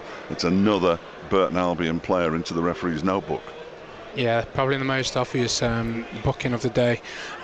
No real malice or intent, but when you get the other side of your mouth, which Alfie Devine does really well, he receives on the back foot and then drives across Josh Walker, and then all forwards, I'm sure they'd prefer give a free kick away then, rather than chase back 30 or 40 yards. Plant crosses the ball into the penalty area. It's cleared as far as Stockton, who flicks it on, but he's the furthest man forward, so Port Vale regain possession. Ojo gives it back to Lowe inside his own half. Lowe just waits and then gives it back to Ojo, who gives it back to Lowe inside his own half. Still, run is made by Loft, ignored, and Lowe plays a square ball towards Lewis Cass on the right-hand side. Cass into the Burton half, but turns and feeds it infield to Ben Garrity. Garrity, short ball to Lowe, and now wide to the left-hand side, and Ojo. He's got Devine ahead of him and picks him out. Devine gives it back to Lowe again. Burton not really pressing as Stockton slides in and tries to regain possession but can't, and here come Port Vale with Devine. Devine plays a little ball infield to Ojo, then back to Devine again, moving in on the edge of the penalty area, into the penalty area now, shoots near post, wide of the target. Crocombe's not happy with his defenders there. The ball was wide, he didn't get a touch. It's a goal kick, but they have to be able to cut that sort of shot. It shouldn't happen, Fletch, especially with you having 11 against the 10. The centre of the pitch has got to be the spine where it's got your players in, where it's the strength of it. If Vale to get any success in today's game, it's got to come from a set piece or from wide play. For Albion to open up like the Red Sea then is not good enough. Ball is played forward, comes off Josh Walker and goes into touch on the near side for a Port Vale throw. Bolton Wanderers have scored a third against Solihull Moors. Wimbledon a 5 up on Cheltenham. Plenty of goals going in elsewhere around the FA Cup. Doncaster 1, Accrington Stanley 1 as well in the FA Cup, and Reading now lead MK Dons by 3-1, and Stockport have got a third at home to Worksop. In the National League North, Buxton, Owen McKeown has scored for them, and they trail Bishop Stortford by 3-1, and there now has been a goal at the Impact Arena. Alfreton against Worthing. Kasper Misiash. It's back underway. Yes, Dave, we've seen the opener here at the Impact Arena, and it is in Alfreton's favour. There was a long throw on the far side into the box. The ball just bounces outside. Newell has a shot from 25 yards out, absolutely puts it into the top left corner. It was very much Joe Powell-esque. He's just put his laces right through it and send these Alfreton fans into frenzy. Can Alfreton hold on and make it into the second round proper of the FA Cup? It's Alfreton Town 1, Worthing 0. Excellent news from the Impact Arena. You can hear that game on the BBC Sport website and app with Kasper Misiash and Darren Robinson. We've just seen the real Joe Powell have a go from halfway. He had Ripley scrambling as well, Darren. Aaron, who are you? Fletch, you've not done that, have you? You summarise us all but the same. No, I'm joking, Fletch. But Joe Powell has got the capability to score from 40, 50 yards, and to me, I would always say intelligent footballers would always have their eye on where the goalkeeper is in general play. Connor Ripley obviously is a goalkeeper. He's very aggressive, likes to get on the ball. His starting position is very high. Here's Stockton, spots the goalkeeper off his line after bringing the ball under control nicely. He's into the area and shoots into the side netting. Wants a corner. I don't think he's going to get one. But that was the first time we've really seen Cole Stockton involved today since coming on as a substitute. We're going to see another change now as well for Burton Albion, and Mark Helm is departing to be replaced by Mason Bennett, but he was a little bit isolated there, Cole Stockton. Couldn't do anything but take the shot on. He was isolated. His first touch is wonderful on the outside of his right foot, just to take it into his path, and then his one-on-one with his defender Lowe. Lowe does really well to stand up. I just think when he pulls the trigger, Fletch, he's actually sat low down. So if he was a little bit more patient in just to give one more shimmy, and obviously the angle he shoots from in the end is very tight, is very acute, but nice introduction from Cole Stockton there. We all love an acute angle. Ball is headed forward down the field. We do. I don't know why. It's with Carriol on the left-hand side. I'm talking absolute nonsense. Sweeney clears it up towards Desjos Larger, but the ball had gone out for a throw-in to Port Vale. Notts County 2, Crawley 2. David McGoldrick had put Notts County in front. Stratford 3, Mickleover 1 is the latest score. Mickleover unbeaten this season in the SPL Premier Central. The snappily titled SPL Premier Central. 3-1 down at Stratford. Long ball forward from Ripley, almost brought under control by Ben Garrity on the edge of the Burton Albion penalty area. Tom Hamer does well, and then he gives it to Carriol, and Carriol switches play to the right hand side, and Josh Walker, little mazy run from Walker but not going very far. Eventually feeds it to Caprice on the near side. Bennett makes a run, but Caprice goes back into his own half. Moon gives it to Sweeney. Harrogate Town have got a fourth at Marine as well. Rod McDonald putting the Football League side ahead against the Mariners. Here's Dejiocha Larger on the far side, doesn't win a throw-in. And it remains 0-0. It's not very 0-0. I've seen more 0-0 games than this, but Burton have had the two best chances of the second half. The Mustafa Carriol shot that was brilliantly saved by Connor Ripley. Joe Powell from the halfway was a half chance, and I suppose really it was a half chance as well for Cole Stockton as another change is made, this time by Paul Vale, and James Plant is being replaced. He's one of the players who dropped into a back four ultimately. He's been replaced by Gavin Massey, I think it is, who's coming on just down to our left-hand side. Interesting, because the longer this remains 0-0, the more Port Vale, it is Gavin Massey, the more Port Vale will think they've got half a chance of nicking a goal and winning a game that they've got absolutely no right to win. Definitely, Fletch. You could see it when they won them consecutive corners.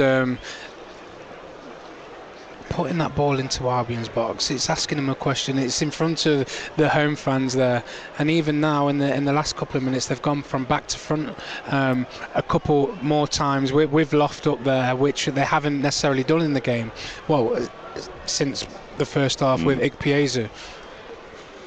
Plenty of goals going in the FA Cup elsewhere. Wimbledon have got a fifth. Wimbledon have been pegged back actually by a goal. They're 5-1 up now on Cheltenham Town. Manchester City in the Premier League have been pegged back as well to a degree. They now lead 4-1 against Bournemouth.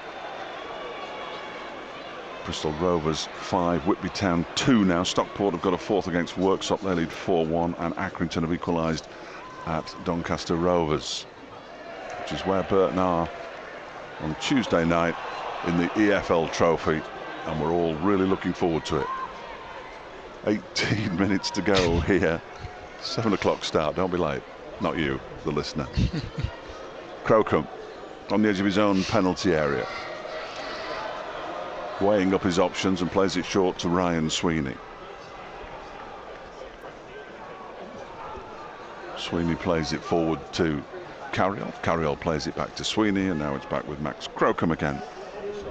Crocombe plays it out to the left-hand side, and Tom Hamer back to Sweeney. They can't be doing this too much. I mean, I can sort of understand what they're doing. As the ball to the edge of the penalty area from Max Crocombe was a bit short for Joe Powell, who did brilliantly to get something on it. Now it's back with Crocombe again, and Crocombe clears it, but again it's unconvincing. But this time it works well for the Brewers because it lands at the feet of Dejiocha Larger. He clips it forward looking for Josh Walker. Walker going on a little run, but that's good defensive work initially from Sang, but Walker gets the ball back into the penalty area, goes towards the byline. He's put too much on it, needed to cross it into a 3 on the edge of the 6-yard box, waiting for the ball. Carriol, Bennett and Cole Stockton, and the ball's behind for a goal kick. That ball's got to go into the box from Josh Walker there. He does really well to, in the mix-up and the melee with Sang, to come out on top, then drive to the byline. He's got to get his head up. Like you say, Cole Stockton's trying to get in the 6-yard box. Mason Bennett wants a cut back, just taking that extra touch, just let another Port Vale defender come across and just snuff him out. Bristol Rovers 6, Whitby Town 2 now in the FA Cup. Ball is cleared by Ripley towards Loft. Loft wins his side a throw-in close to the halfway line. Dino Marmaria standing with his arms folded. I think the last thing he'll want is a replay as well. And given that his team has played the vast majority of this match with a man advantage, he will be, I'm sure, disappointed that they haven't managed to get a goal. Cole Stockton's won the ball back for the Brewers, and Oshilaja plays it to Moon. Moon to his left finds Sweeney. Sweeney comes forward to the halfway line, gives it to Carriol, continues his run. Ryan Sweeney like a roving left winger, and now he's trying to close down the defender. He's massively out of position. Joe Powell has dropped back into centre back for the time being, and he's the man who brings the ball under control when it's cleared away initially, but they get it back, do Port Vale. Here's Ojo. Ojo gives it infield to Divine. Divine to Sang on the near side. He's challenged by Josh Walker. Referee says play on. It was a fair challenge. Ball goes into the penalty area, headed away by Jasper Moon. Joe Powell would pick it up. Starting to get a bit stretched now, this game, as the ball is clipped across to this near side over ahead of Mason Bennett. bounces once and goes into touch on the near side for a Port Vale throw. Vale is still going for it, Fletcher, and even with 10 men, they're still trying to advance up the pitch with ball speed, breaking lines, trying to get the ball into the box for Lowe. And you can see the little bit of panic in the Albion defence because Sweeney and Jasper Moon nearly collide in winning in the second ball. Port Vale are still in this game. Ball is played for by Joe Powell. Mason Bennett will try to get on the end of this one, just outside the penalty on the right-hand side. That's good work by Lowe to turn and play it back into his penalty area, where it's cleared away by Ripley, headed forward by Jake Caprice. Almost brought under control by Cole Stockton, but the clearance falls at the feet of Joe Powell. Good feet from him and finds Walker on this near side, the Burton Albion right. Infield it goes to Hamer in a more advanced position. Now Sweeney picks it up inside the centre circle. Stevenage are now 3-2 up on Tranmere in the FA Cup. Newport County lead Oldham by 2-0. Here's Jasper Moon. The comeback's on at the county ground. Swindon 1, Aldershot 7. Doncaster have just taken the lead against Accrington Stanley by 2-1. You're not missing any action because Burton have got the ball, but it's inside their own half and they're not going anywhere particularly quickly. Here's Joe Powell. Gives it to Sweeney, left-hand side. And a short pass picks out Tom Hamer. Hamer lifts it over the top. Stockton will be flagged offside. No, the linesman on the near side says he's onside. Turns nicely, shoots, hits the post, Cole Stockton, and it goes behind, right away across the face of goal and behind for a goal kick. Stockton's hit the post. The home fans are furious. I thought he was offside. The linesman deliberately kept his flag down, and it remains 0-0. Maybe, Fletcher, if we had the lines and VAR, a different decision is given there. But it's great to see, it's from a Burton Albion perspective. Cole Stockton making runs in behind, isolating a defender 1v1. It's in the left-hand channel, but he does really well to check back on his right foot. And he goes for goal 12 or 13 yards out from an angle. He tries to just put it in that near post. Sadly for Albion, it hits the inside of the post and rolls agonisingly across the goal for a goal kick. Great centre forward play though. Of course, the man who's got the goal for Stevenage, Kane Hemmings, whose last club was Tranmere. Burton made a change. Josh Gordon has replaced Mustafa Carriol, I believe. Now that we've seen players getting booked for less than tying their shoelaces on the edge of the penalty area, which is what Ojo was doing there to delay matters a little bit, as the clearances eventually hit downfield by Ripley, headed forward by Sweeney. Not Sang on this occasion, it was Lowe who plays it back into his penalty area, and it's cleared downfield again by Ripley.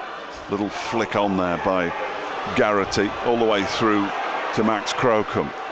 So refreshing the forward line. Josh Gordon playing wide on the right hand side. Josh Walker's gone to the left, and a good crossfield ball from Cole Stockton picks out Gordon on this near side, brings it under control, plays it back to Jake Caprice, then Caprice plays it forward. Chance here is there for Deji Oshilaja? No, because off his line quickly is Connor Ripley. And I said the comeback was on at the county ground. It's now Swindon 2, Aldershot 7. They might have left it a bit late. Seamus Keneally has equalised for Accrington at Doncaster, and Oxford lead Maidenhead by 2-0. You're up to date in the FA Cup as far as I can tell. There are so many games, I think 40 ties over the course of this weekend. As the ball is played over to the far side by Ripley, kept in play, and forward it goes down that far side. Hamer just lets it drift into touch, and it's a throw in to Port Vale on the far side, which will be taken at some point. Well, it won't be. Come on, referee, just sort it out. Let's get this game going again. It's dying a death at the moment. Ball is eventually thrown and then looped back in the air to goalkeeper Connor Ripley, who shins it high into the darkening sky. Mason Bennett can't get his head on the ball. It's picked up by Port Vale, and here they come again down the left-hand side with Sang. Sang cuts in field, ball forward 10 yards outside the penalty area, Port Vale here, and that they eventually go back towards the halfway line. There has been another goal at Alfred, and we will be there very shortly indeed. But Port Vale in possession, almost give it away, but they just about hold on to it. Lewis Cass on the right hand side will play it forward and short to the right, and Arblaster cuts in field, forward it goes to Loft. Loft turns and feeds it forward. Hamer's there, and Hamer will clear up and give it to Oshalaja. Then Hamer takes the return pass, runs forward towards the halfway line, and then calms things down by going to Ryan Sweeney. Let's quickly go to the Impact Arena. Kasper Misiash. Yes, Dave, it's surely game over now. Alfreton have a 2-goal lead here with just under 3 minutes left. It was a great corner from the right, whipped in, and on the 5 yards away from goal, Diggy, the centre-back, rose for Alfreton, headed it right down the middle over the goalkeeper, and they've been out celebrating ever since. It's Alfreton Town 2, Worthing 0. Thank you, Kasper. You can get the closing stages of that match on the BBC Sport website and app with Kasper Misiash and Darren Robinson. Manchester City have got a 5th against Bournemouth. They lead 5-1. Stockport have got a 5th against Worksop and lead by 5-1 in the FA Cup. Bristol Rovers 7, Whitby Town 2. Forward from Jasper Moon, straight onto the head of Jason Lowe. Here's Ojo taking a short pass from Divine. Ojo moves towards the halfway line, feeds it to his right. Cass plays a short ball forward to Arblaster. Arblaster on the turn. Good ball. Picks out Gavin Massey. Massey crosses the ball into the penalty area. It's cleared away by Jasper Moon. Joe Powell gets there, and then a nice little turn by Desi Oshilaja. Buys himself a bit of space. He moves forward and gives it to Stockton. Stockton looks up and plays the crossfield ball a long way behind Josh Gordon, but he'll keep the ball in play 5 yards inside Port Vale territory. Back to Jake Caprice. We've still got 8 minutes of normal time remaining. Caprice plays the ball forward to Josh Gordon. It's ahead of him, and it's into touch for a throw-in. Are we going to get a goal? It doesn't look like it, Fletch. And if you'd have asked Port Vale after 17 minutes of going down to 10 minutes, if the picture of the game would look how it is right now, they're better in possession. They're able to slow the game down at times, and the referee is not speeding them up. They would have taken your hand off. Jasper Moon does well, turns it back to Max Crocombe, who's a little bit strong, but Crocombe keeps the ball in play on his right foot. Plays it out to Jake Caprice on the right-hand side. 3-2 the Brewers won here earlier this season. Ball over the top, Josh Gordon's onside, but the ball drifts into touch. Jasper Moon with the Jake Caprice with the ball forward. It was Mason Bennett who might have been offside, as another change comes here for Port Vale, and Ollie Arblaster is going to be replaced by Ethan Chislett. Arblaster's put a shift in today, Fletch. Hasn't he just? Covered a lot of ground, forward runs, tracking back as well. He deserves this round of applause from the home fans. Number 10, Ethan Chislett. Chislett makes his way onto the pitch. England are out of the World Cup. They've been beaten by 33 runs by Australia. I think we all knew they were out of the World Cup prior to that, but it has finally been confirmed by defeat to Australia. Joe Powell gives it to Oshalaja. His ball forward is not a good one. Holds his head in his hands. They're playing effectively with two up top now, with Mason Bennett in support of Cole Stockton. 6 minutes of normal time remaining in this cup tie. 10-man Port Vale holding on. Burton have hit the woodwork twice. Once in the first half through Joe Powell from a free kick, once in the second half through substitute Cole Stockton with a shot on the turn. They have also had an effort from Mustafa Carriol, brilliantly saved by Connor Ripley. Shrewsbury 3, Colchester 2 a latest score, and Dion Charles has scored a fourth for Bolton. Everton have equalised against Brighton, even though we thought it was level earlier on. And Port Vale, thank you, Port Vale cleared the ball into the Burton half. Jasper Moon plays it back to Max Crocombe.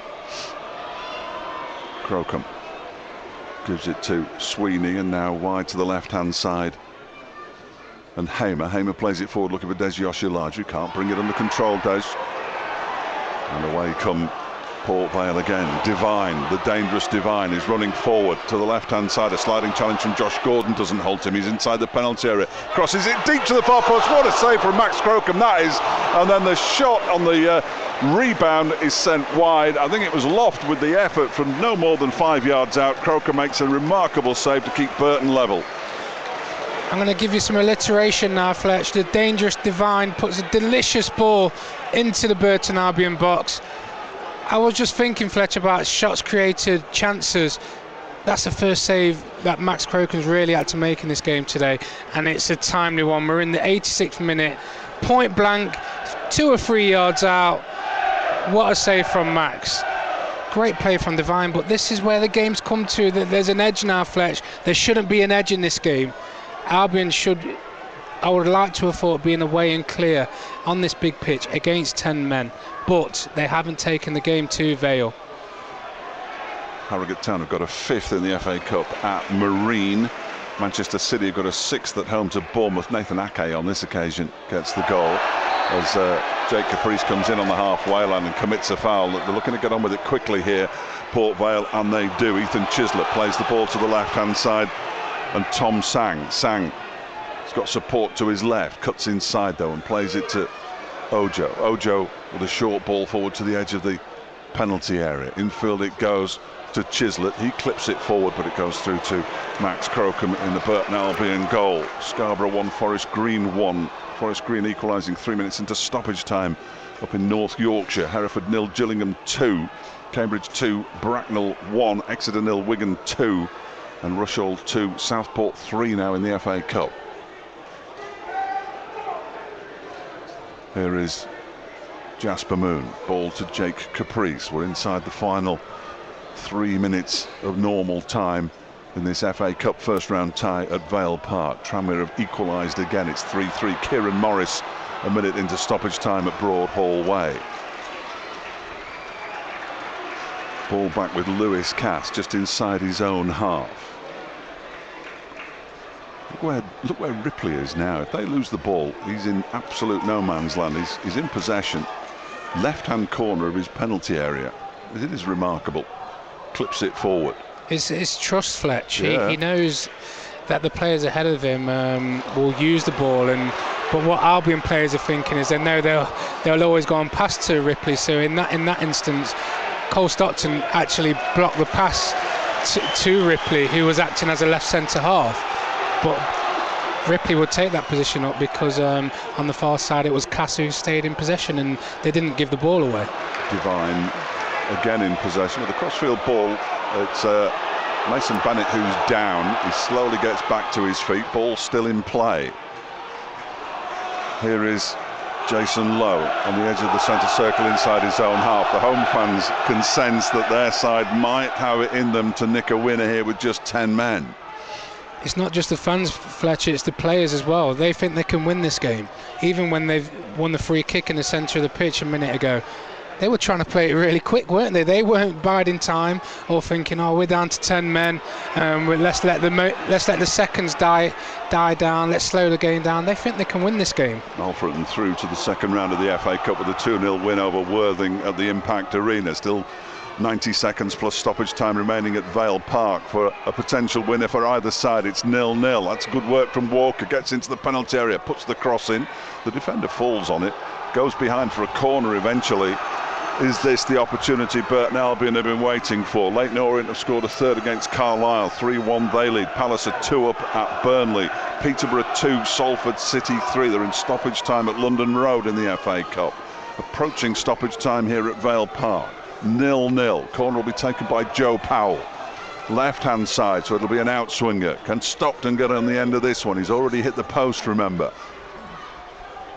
Powell with the corner then. Sends it on its way in. Stockton does rise, but he doesn't get there. Caprice will get to the ball and nod it back to the edge of the penalty area. It's nodded in. Walker's there, offside. Flag goes up. Ripley saved anyway.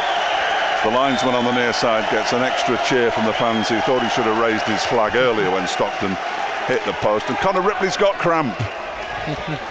I'm not surprised. I'd always say a goalkeeper should never get cramp, Fletch, but his GPS must be similar to outfield players with how high he gets and wide at times. Well, he wants to do a bit more gym work. We're into stoppage time. The fourth official's going to tell us, I reckon 5, and it is. Oh, how about that? I've not lost it. 5 added minutes to be played here at Vale Park. At least you've got something right today. Alfreton have already beaten Worthing. Derby County play at Crewe tomorrow, 2:45. And here it's 0-0 between Port Vale and Burton Albion in the first round of the FA Cup. Where is that magic? Caprice plays it back to Crocombe. Crocombe takes a touch on the edge of his own penalty area and plays it forward to Caprice. Back it goes to Moon. And Moon goes back to Crocombe again. There'll be a replay between Scarborough and Forest Green. Long ball forward by Crocombe, headed back to his goalkeeper nicely by Jason Lowe. MK Dons have pulled a goal back at Reading, but Reading still lead by 3-2. One of the players got cramped now. Fancy that. Match sponsor KMF, they've selected today to play with the match. Just feeling his right hamstring. I think it is Jason Lowe, and he's going to need some treatment. And there we go. Now, I'm sure Dino will point to this, but the man of the match for the home side has been given to the goalkeeper. He's made one good save. I don't think he's done much else, but he's made one good save. He let the ball through his hands when Joe Powell had a shot. Has he been their best player? I'm not sure that he has. No, I think the players in front of Ripley, they've put in a huge workload to still be in this tie, and. But his all-round game, Fletcher, obviously he's made that great save from Mustafa Carriol, but he's probably had more touches than anybody in the Port Vale team. So in possession he's very good. So it's probably not just the goalkeeping side of things why he's been named man of the match. Yeah, I suppose. Jason Lowe still down receiving treatment just outside his own penalty area as the clock continues to tick. Tell you what we'll do, we'll nip to the Impact Arena and get the full-time score on the big win for Alfreton from Casper Misiash. Yes, Dave, the confirmation is here. Alfreton have done it. It's their best FA Cup campaign since the 2012-13 season. They've beaten visitors Worthing of National League South here 2-0, and they are £41,000 richer. They're into the hat for the second round proper draw for the third time in club's history, as the players are just applauding their fans. I can see Billy Heath away to my left as well. But he has 2 great goals, an absolutely great strike from Newell from outside the area in the second half, and then Diggy converting a corner, just steering it home to make it 2. And that was it really on the afternoon. And as I say, Alfreton have done it here at the Impact Arena. It finished Alfreton Town 2, Worthing 0. Thank you, Casper. 41,000 quid. Mine's a pint, incidentally. 0-0 here at Port Vale. Oh dear, that is pitiful. As Ripley runs all the way to the dead ball line to pick the ball up after it had been dropped, following the treatment given to Jason Lowe, who remarkably. Is he out there still? He might not. But he might not still be out there. Actually, the ball's gone long. I can't see him, to be fair. So they're going to play the last, however many minutes we've got, with 9 players, because they'd already made 3 separate changes. Interesting. Burton have got an opportunity possibly here. Everton 1, Brighton 1 is a full-time score in the Premier League. Here's Jasper Moon for the Brewers. Still more than 60 seconds of the allotted 5, plus probably another minute on top of that. Mason Bennett left-hand side for Burton Albion. Players in yellow shirts plentiful inside the penalty area. Bennett, can he get the cross in? He can. It goes a long way and is eventually cleared as far as Ryan Sweeney. He tries to head it back towards the penalty area. There's a push on Tom Hamer that's ignored, and then Joe Powell gets a head back to Jake Caprice. Caprice runs forward and gives it to Josh Gordon wide on the right-hand side. The ball needs to be in the penalty area, Burton. You're playing against 9 men. Josh Gordon loses possession. Alfie Devine skips away from him and now races forward. I'll tell you who else is racing forward. Over on the right-hand side, it's Ethan Chislett. Chislett to the edge of the penalty area, might go for goal. Chislett does go for goal. It strikes Max Crocombe on the chest. Rebounds to Tom Hamer, and Burton can come again. All because they lost the ball level with the edge of the penalty area in the Port Vale half. Chislett with the injury time shot that Crocombe was equal to, but they've had 2 really good opportunities in the last few minutes here. Gordon plays the ball forward, looking for the run of Jake Caprice. It's easily cut out by Alfie Devine. Gives it back to Ripley. Ripley goes long. Brought down under control by Ryan Sweeney. We're now into added time at the end of added time. It's all down to Simon Mather now. 0-0 at Vale Park. Oshilaja inside the centre circle. Gives it to Jasper Moon. Moon to Caprice. Back to Moon again. Need to get the ball forward if they're going to score. It finally does go forward. Hamer's on the edge of the penalty area. It comes off the defender and it's behind for a corner. It looks like it's going to be the last chance for Albion, Fledge, but in that Chislett opportunity, it just shows the difference between the two teams, in my opinion. Devine could have easily just chipped the ball into the corner and then just gave his team a rest.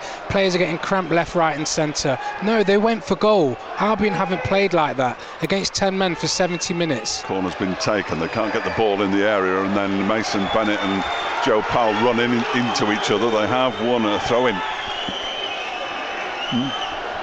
9-man Port Vale are holding on here against, well, I say holding on, they've had the best opportunity since they went down to 9 men. Moon clips the ball to this near side. Sweeney slips. It's headed away by Tom Sang, and it's out on the near side for a Burton Albion throw in. Swindon 4, Aldershot 7 is a final score at the county ground. Aldershot was 7-0 up in that game. Alfreton already through to the second round. Cross comes in from Jake Caprice, headed down by Sweeney. Shot on the turn, and it's in from Josh Walker, and the offside flag goes up on the near side to deny Walker what would have been a dramatic winner. I'd love to see that again. Walker denied, and this game's going to end 0-0. Finally, Albion do get the ball into the box, and there's a big overload at the back post. Ryan Sweeney leaps majestically to head back across.